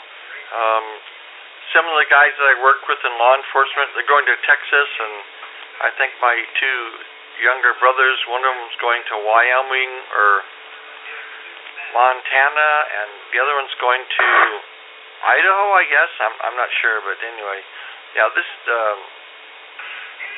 it's not a friendly place for anybody unless you have a whole lot of money. So anyway, for what I have to spend here, I could get like probably a 5-acre house in Texas or someplace else. I mean, it's just ridiculous. But yeah, California is not a friendly place to do business with or live in anymore, and I don't blame anybody that wants to get the hell out of here. Hell, even Trump sold his house here in Beverly Hills. It was across the street from the Beverly Hills Hotel on Sunset. I think it's Sunset and Beverly. His group sold that house, and they're out of here. KE6TZG.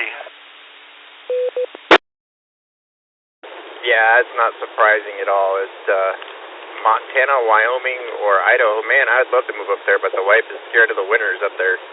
She doesn't like the snow, but she'll deal with it. And if we, she applied to a job, I think, in Iowa, but I think that's as far as she wants to go. So, but anyway, yeah, Californians are leaving in droves. I just hope that they don't take these other states that they're moving to and turn them into California version 2.0. Exactly, that would be a mess. Okay, Ed, I'm going to get out of here and probably catch some shut-eye. Good talking to you. KE6HTT. Hope to talk to you again soon. You have a good rest, good night's sleep, and maybe I'll catch you around another night.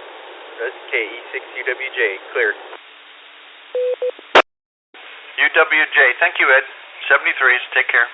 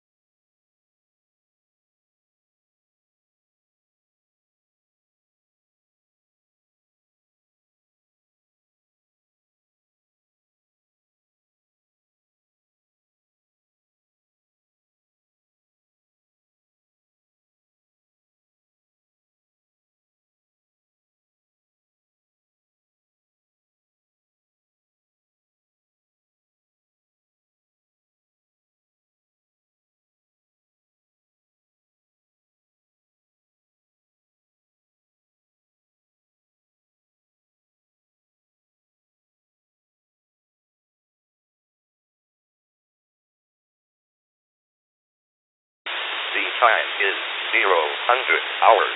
Repeater operation.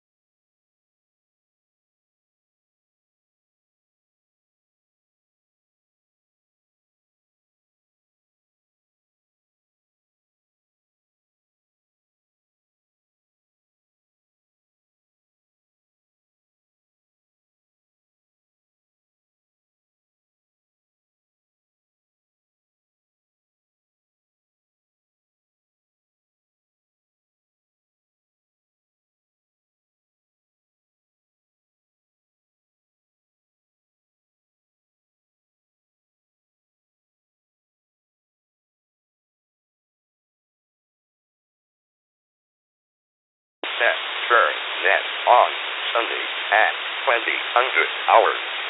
The time is 100 hours.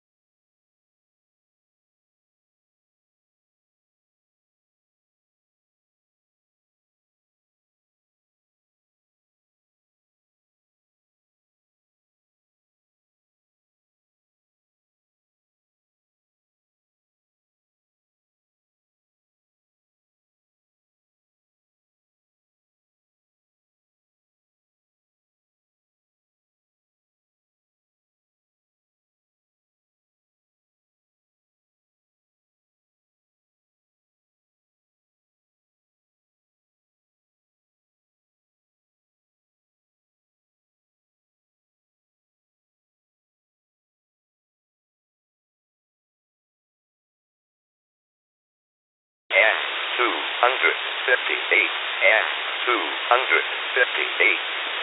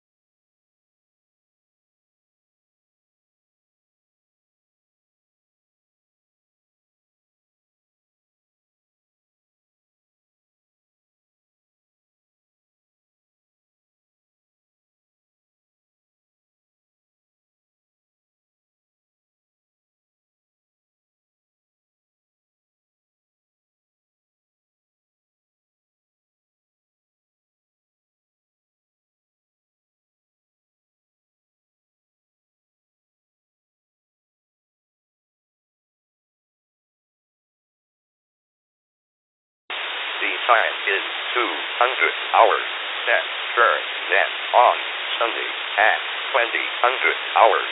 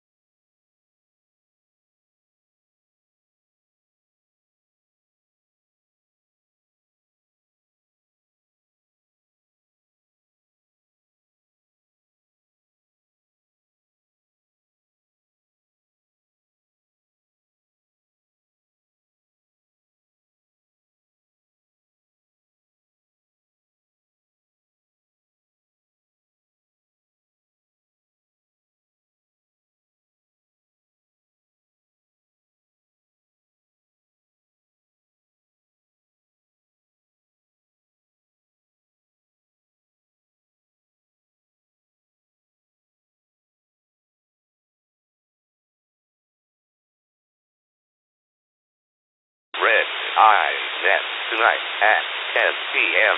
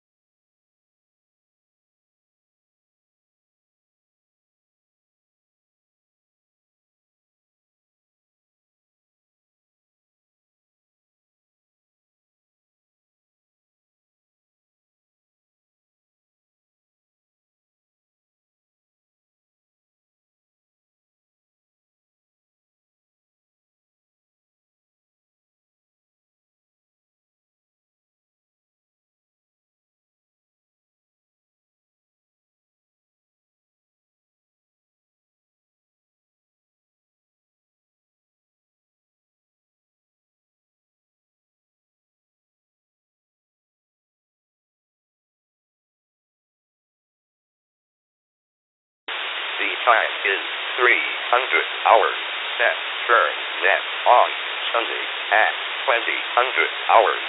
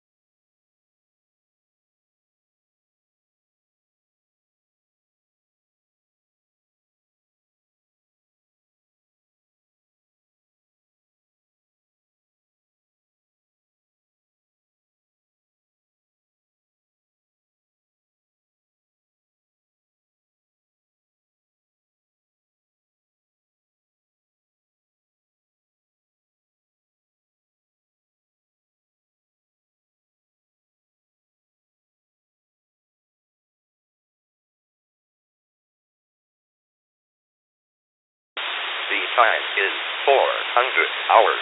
Set current net on Sunday at 2000 hours.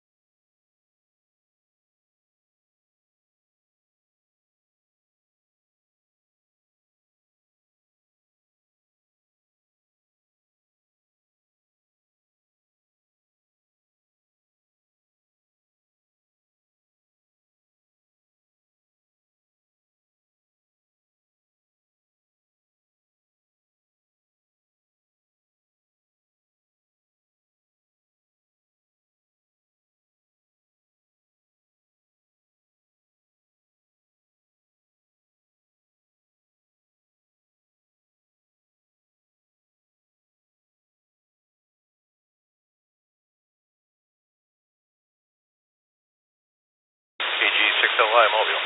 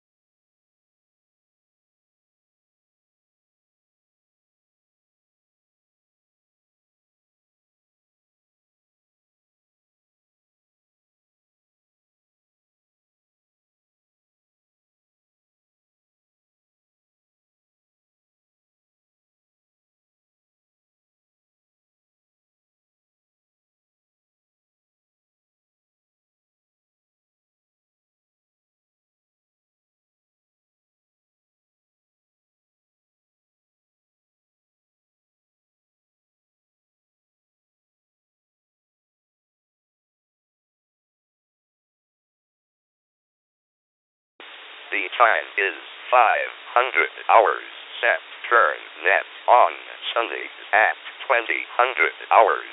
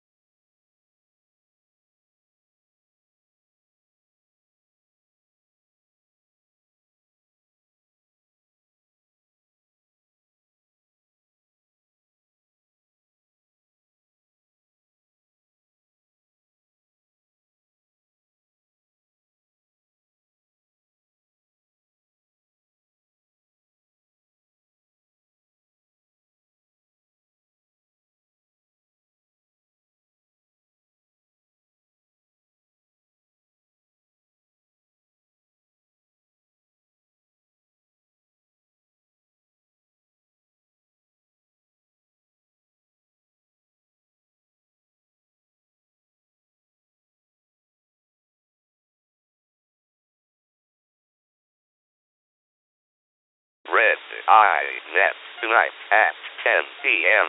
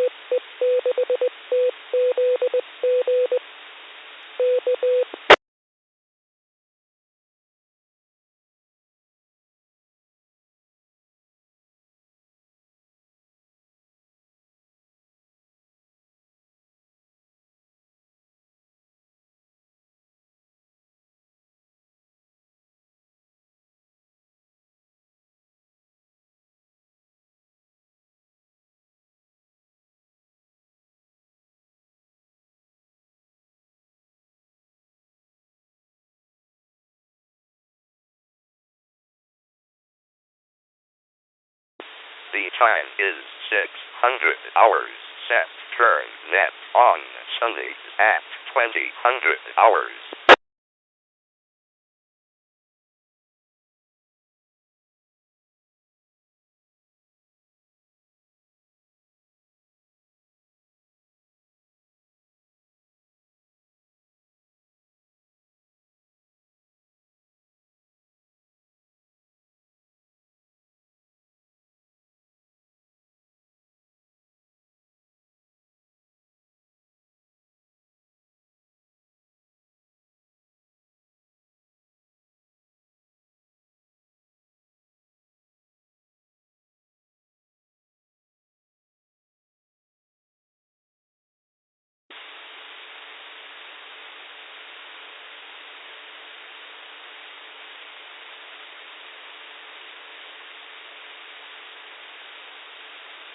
The node that you called is not responding.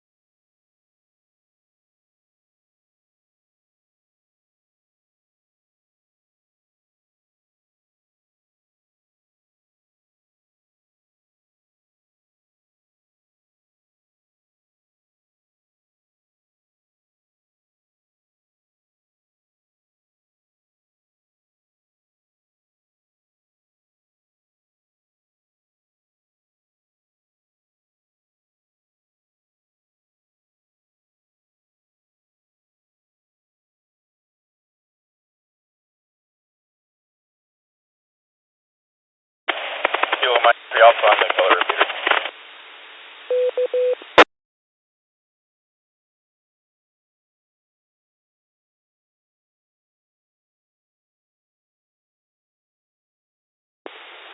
KM3 Alpha, this is N0Y. Hey, good morning, Scott. We just crossed over into Corona territory.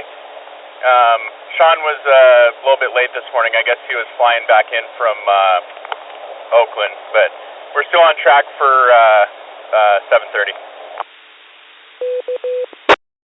Okay, cool, no problem. Yeah, I'm heading up the hill right now. It's wet, but no snow yet. Cool, sounds good. Were there any chain checkpoints or anything along those lines, or pretty smooth sailing so far? Not so far. Alright, sounds good. We'll see you up at the summit then. GPS says we'll be there in about an hour, so probably just shy of 7:30. Sean is, he's caravanning, because he's got to be back, I guess, by like 2 or 3 or something, and I told him I at least wanted to clear out the list that we sent up. So I got time today. He'll hang out as long as he can, and we'll see you up there. All right, I'll see you up there. N0I, clear. Kilo Mike 3 Alpha will be on the site.